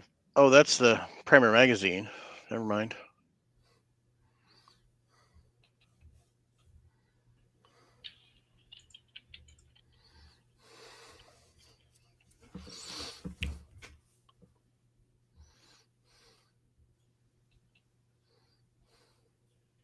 So that's the Square Deal B parts kit.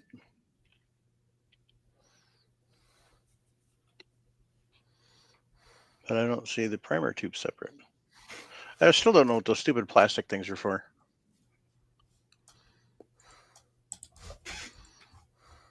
Maybe they'll tell me. What plastic things?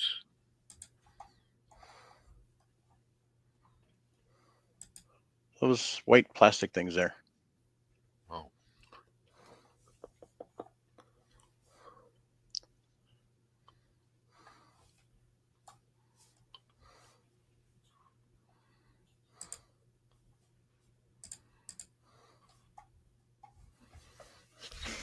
Well, if you want to buy primer tubes, go to Mid-South and you can buy X10 primer tubes, 3 of them for $12.99, or a feeder tube from RCBS is $15.99.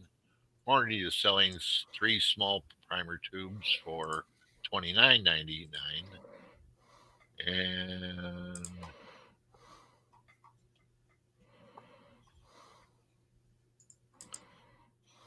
yeah.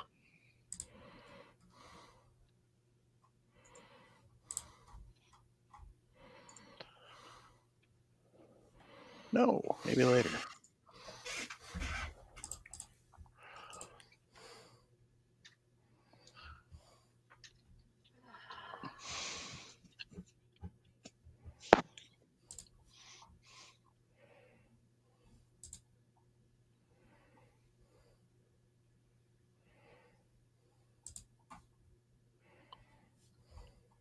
Oh, so that's a lock and load primer tube. Okay.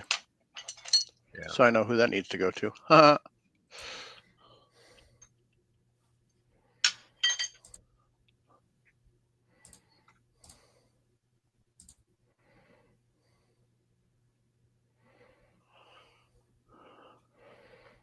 Yeah. And that goes with it. All right.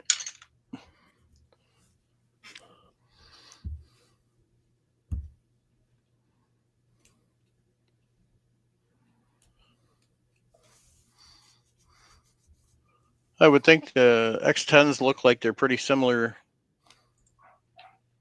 Yeah. I suppose I should have some right behind me.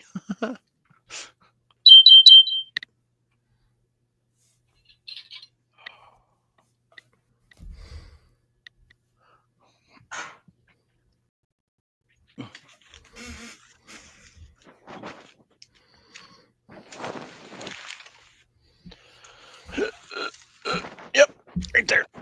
Come here. Interesting. So these are the. Let's get rid of that. I have to change the color of my cursor so I can see it easier. I did that at work just for fun. It's high vis. But if you look at the. So they're. That's the X10s. Okay. So, and then. There's your. Pickups. The pickups are a little different. Okay. Yeah, that worked though. Yeah. Oh, yeah. They're seem to be a little heavier duty than the rest. Uh-huh. So a little thicker aluminum. Not that means squat, but that's okay. So now I got to figure out what this goes to.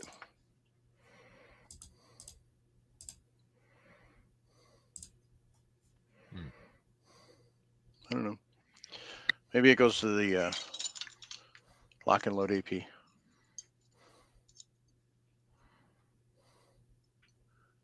So.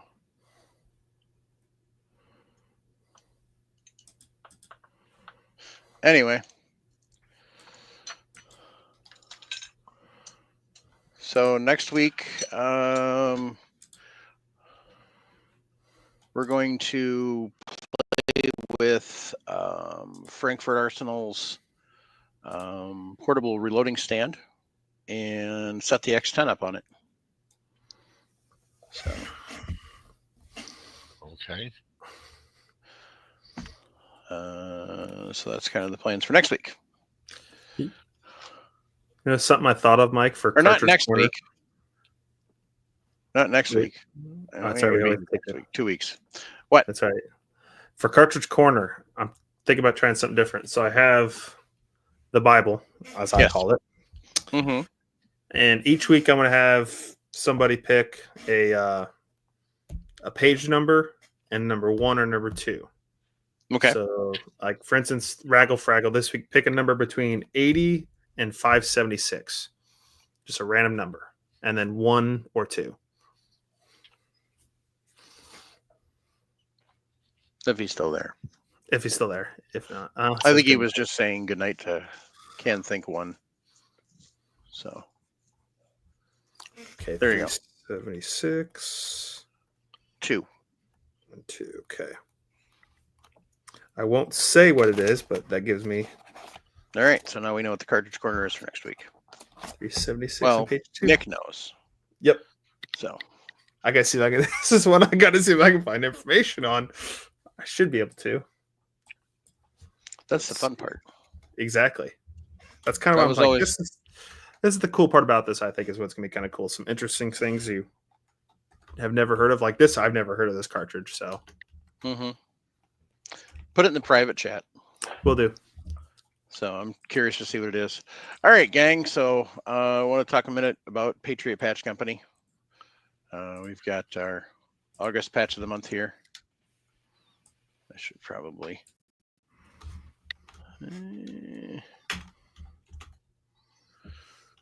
So we got this. Summer vibes.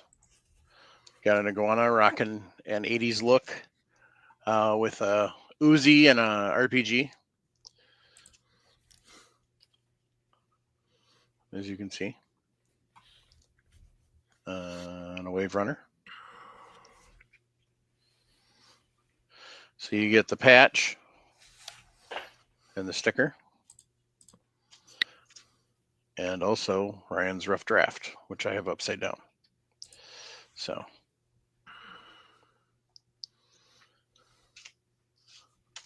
Can't wait for September's. It's usually Liberty themed of some sort. Usually Statue of Liberty themed, but so it's pretty cool. If you want to be a Patch of the Month Club member, you can go to firearmsradio.net category/podcast/reloading-2. And that takes you to our page, which, since I have all this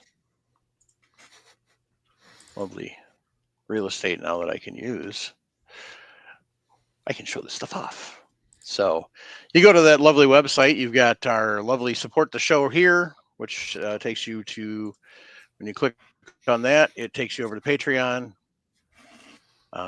Loaded cartridge level is Patch of the Month Club, and the Lead Farmer is a $25 gift card to Patriot Patch Company every month. Otherwise, you know, $5 and $10 levels.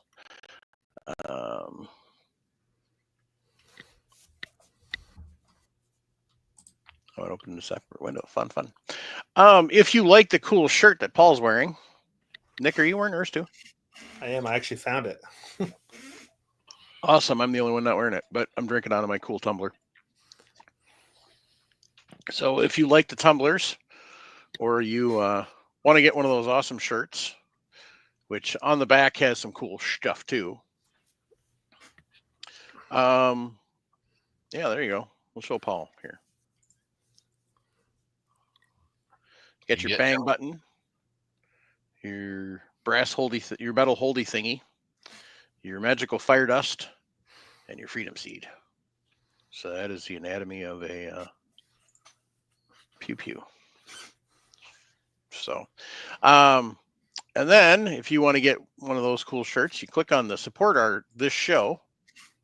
Whoops, wrong one. You click on the buy our merch. Takes you over to Southern Gals Crafts, where you can see the shirts. So we have 2 different shirt options. If you don't want the anatomy of a pew on the back, we just have the standard t-shirt. Otherwise, we've got the anatomy of a pew. We've got 3 different tumbler patterns. The one I've got, which is the extruded powder, the brass one, and then the American flag. Frankly, the American flag's the best one. Can koozie. Although I've always said if you're needing a can koozie for your beer you're drinking it too slow. Now, if that's for your second beer, that's perfectly acceptable.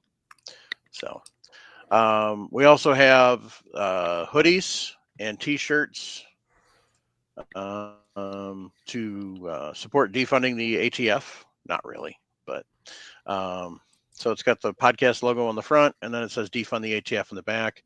All of our shirts come in sport gray, white, and military green. So Nick's got the military green. Paul's got the gray on, and it's not showing me the white. But white is white. So there you can kind of see as I rolled over on the ATF review shirt, you can see the white. So so this is the ATF review, not 1 star, not fond of, would not recommend.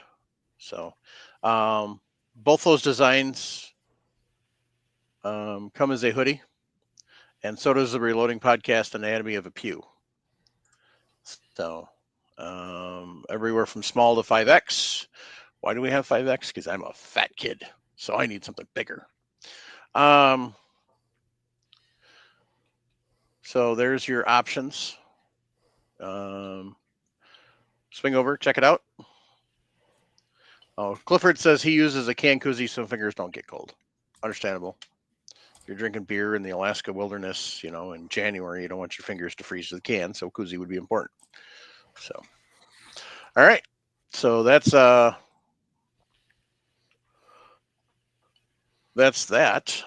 So that stuff is made on demand. As you order it, it's made. So it does take a little while to get.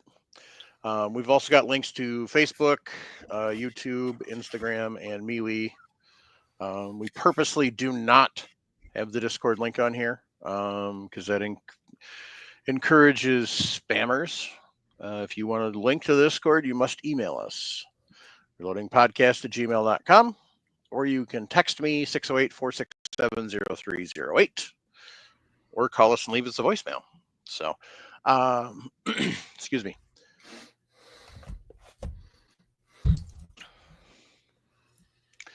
You can also get a hold of us on social media. I'm on most of them. So I had to give up Grindr. Wife got mad. I'm kidding. Wouldn't be on Grindr. I was like, I'm thinking for you in the back. I'm like, wait, what? I just wanted to see if you were paying attention. I am. I'm just planning my trades potentially. Oh God. I'm done with my draft, but I'm actually feeling pretty good about my team. Some of the best teams I've had, I think, in a long time. Who's your quarterbacks? All right, so who's your quarterbacks? Jalen Hurts and Bo Nix. Okay. So who's your defense? Oh, the Texans all the way. One of the best defenses in the league. We'll see. Anyway. A guy took the Packers in the 4th round. I'm like, you're an idiot for taking a defense that early. Well, especially the Packers. He's banking on that trade to go through. I know he is. I don't see it going through, but that's just me. No, I don't see it either. It's stupid. Why would you give up Rashawn Gary? And so much other stuff. And pay that. I haven't seen all of it. I just heard about Rashawn Gary. So yeah. But so yeah, that's our page. You can find the podcast listed there. You can find old episodes. We also have the back catalog, every episode ever aired,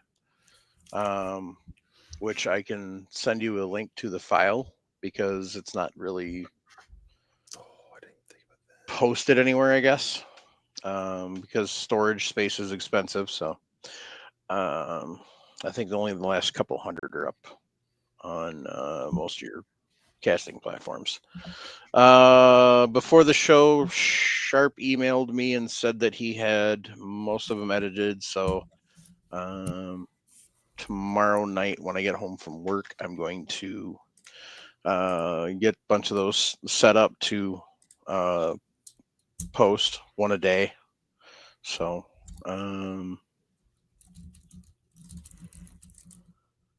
that's about it for that. Any shout outs?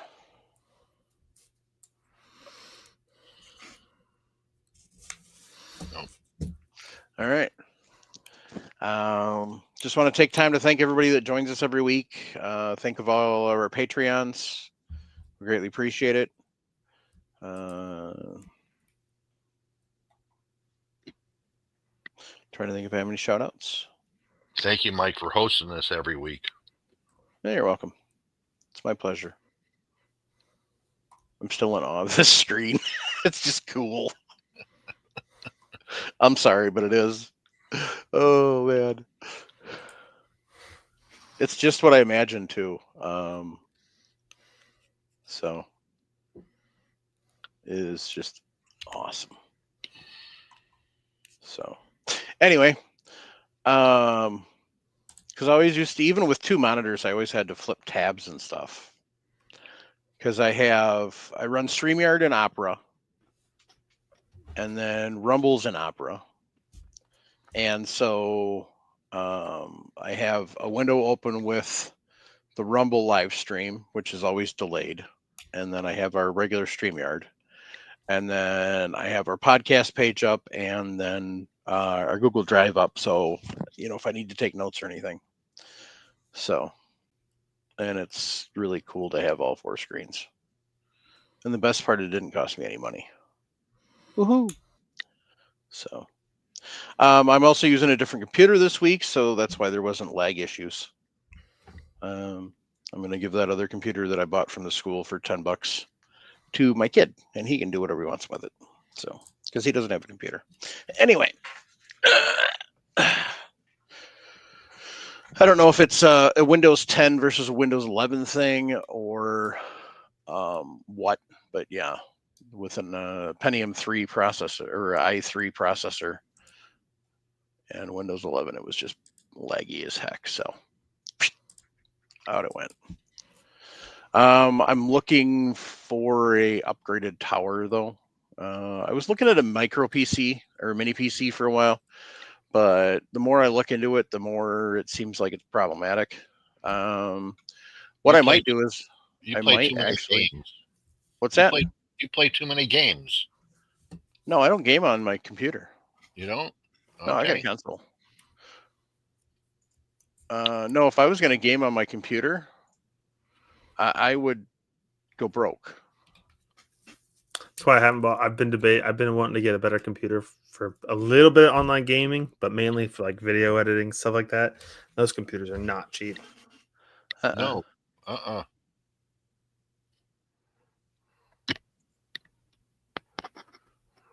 Yeah. So.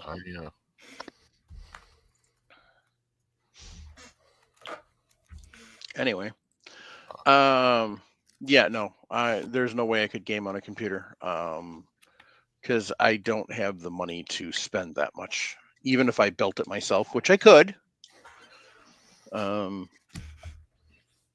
don't have the money to spend on that because that would be astronomical.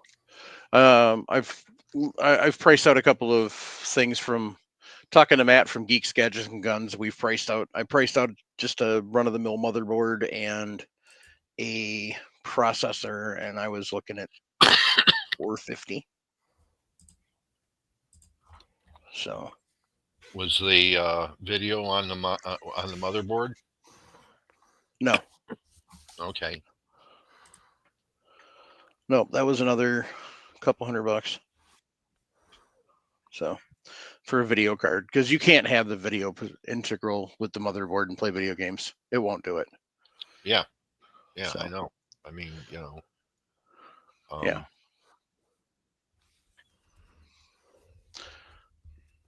I'm kind of hoping that the district would have had a couple of Mac Mini 2018s for sale, but they don't. So, but I did have a thought. I'm going to try and install Chrome OS on my Mac Mini and see what happens with that. Because I was going to try and do that. There's a backdoor way to upgrade your Macs once they've reached end of life. But the more I dug into that, the more it seems problematic. Because a lot of programs won't recognize it as normal Apple. So, but I'm going to see about putting Chrome OS, one of the Chrome OS options on Mac Mini and see how it does.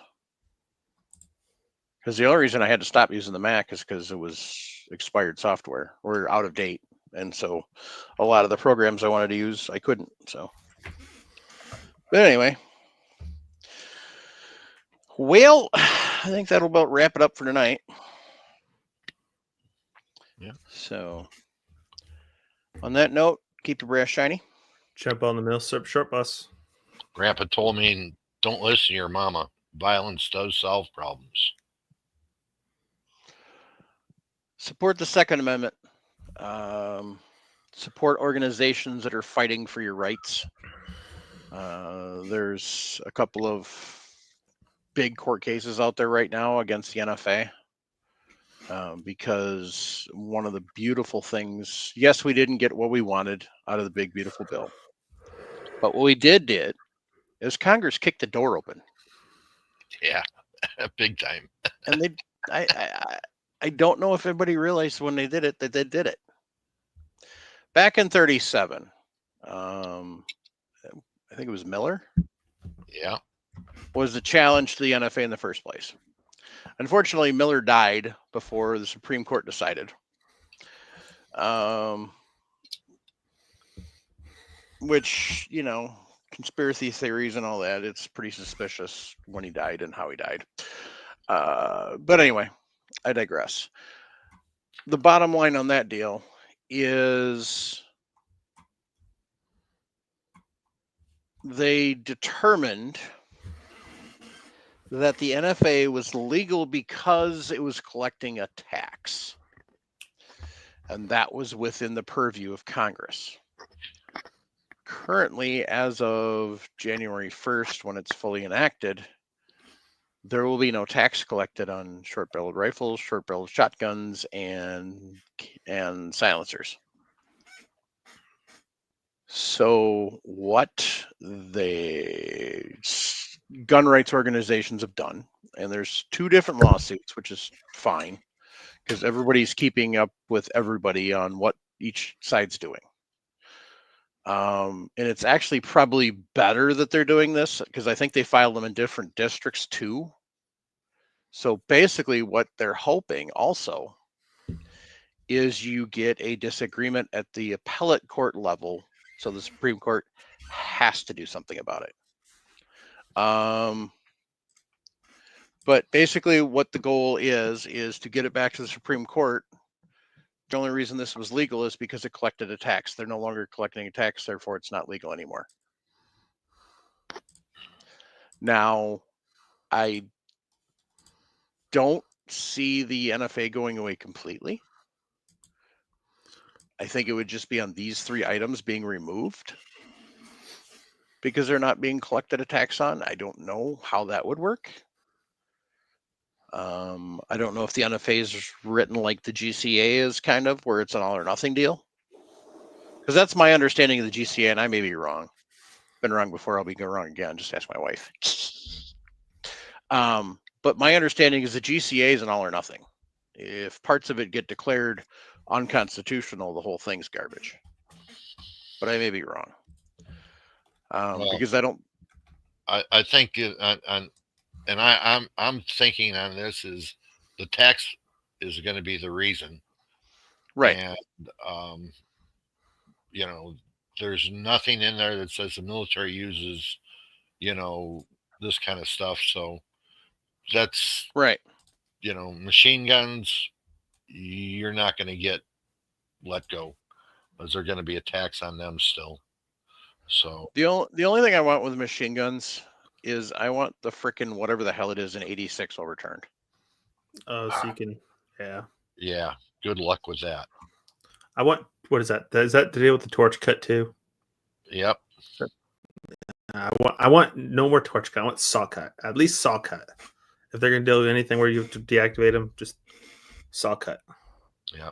The reason they want a torch is because it takes enough of the metal out that you can't just slap it back together. Mm-hmm. Yeah.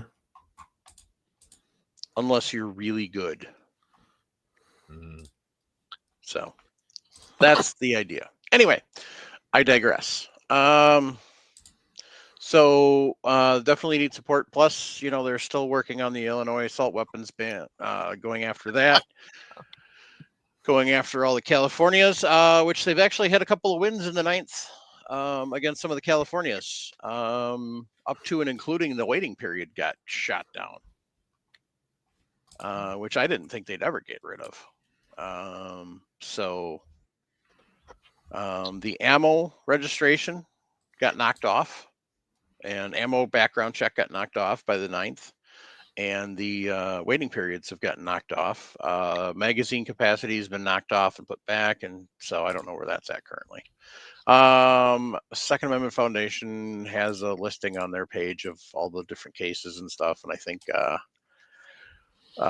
GOA does the same thing. I'm pretty sure FPC does. Then you got and check with California, because California, the state Rifle Association in California. Oh yeah, they are big into this. CRPA, California Rifle and Pistol Association. They are. There's quite a few lawsuits that they've funded by themselves. Right. So if you're in California, give them some support. They need it. So, and if you can't support monetarily, I guarantee you these organizations have other options. Make sure they ask. Thank you to the 2 people that gave us likes on Facebook. Or is that just 2 likes, period? I don't know. Thank you to whoever gave us likes for watching. Yeah, I'm sorry. It was a shit show. But I don't know. Just one of those things. Anyway. Support the Second Amendment. Make sure you're paying attention to what your elected representatives are doing. The national anti-gun organizations have started to really focus on states. One of their big things right now is red flag laws. They are trying to get red flag laws all over the country at the state level because they've already found out they can't do it at a national level. Red flag laws don't work and usually harm gun owners more than anybody else. Now, honestly, personally, what I would love to see is I would love to see somebody calling red flag warnings on all of the people that actually voted for the red flag laws. That's what I want to see. Anyway, that's neither here nor there. That's just personal thought.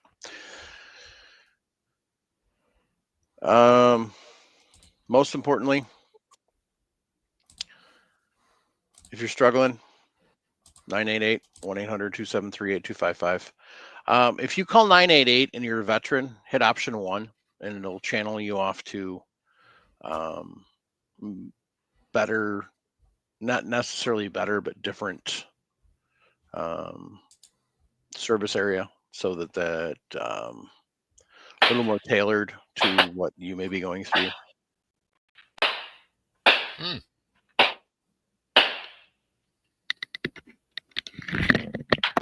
Who's got gunshots going on?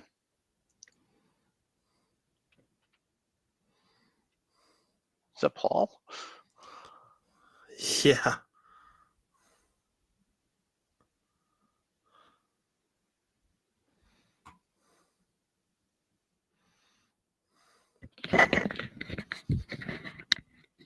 What the heck? What was that? Don't know. Okay. All right, then. I don't have any videos going, so that's the first thing I checked to make sure any videos going. So Interesting. anyway. Uh-huh. So yeah, make sure you reach out, get some help. Walk the Talk America is a good reference. So yeah, just kind of reach out. I mentioned 8 minutes last week. Talk to your friends about doing that. If you need somebody to talk to just for a few minutes because it's a rough time or you're not doing well, talk to your friends about sending that text of 8 minutes, or basically, just talk to somebody. It's the idea is that you can talk to a friend for 8 minutes. You let them know that, hey, I got something going on that I really need to help and talk about. Versus, hey, you want to come over? How's things? Yada yada. Your normal stuff. If you go to Instagram and Google 8 minutes for a friend, it'll bring up, and the guy kind of does a better explanation than I can. So, but be there for your friends, checking on them. Make sure you're keeping in track of them, that they're doing okay. And if you need help, make sure you reach out. If no one else is there for you, 608-467-0308. Send me a text. I'll be there for you. All right. If you're in Illinois, give me a call, or get a hold of Mike, and he'll get a hold of me. I'll get you in with somebody. Yeah. So right away. Yep. So. All right, gang. Oh my goodness.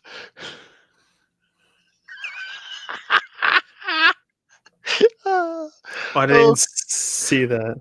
Oh my God, Clifford. That's nice to know I'm not the only one having a crap night. So Clifford says, "Good night, guys. Good show tonight. I learned sorting tonight." And then he types back, "I meant something, not snorting."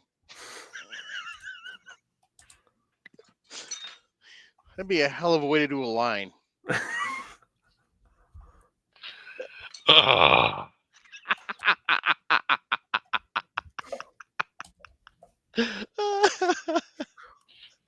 I should not be allowed out in public. Oh, Clifford, thank you. We're laughing with you, not at you. Oh, I love Clifford. It is such a pleasure having Clifford in the chat every week. Because not only is he participating, but he's always got at least one good question that makes us stop and think. And that's important. So, yep. Appreciate everybody that joins us live. Appreciate everybody that listens to the downloads. So, and that hangs out with us and hangs with us. So, appreciate everybody in the Discord. Like I said, if you want Discord, email, text. Sorry, smoke signals are inoperable right now. Thanks, Canada. They keep blending in with the regular smoke. Dirty, filthy Canadians. They're burning forest fires. Can't somebody put that crap out? Anyway, see, that's what happens when you have the metric system and you don't have Smokey the Bear.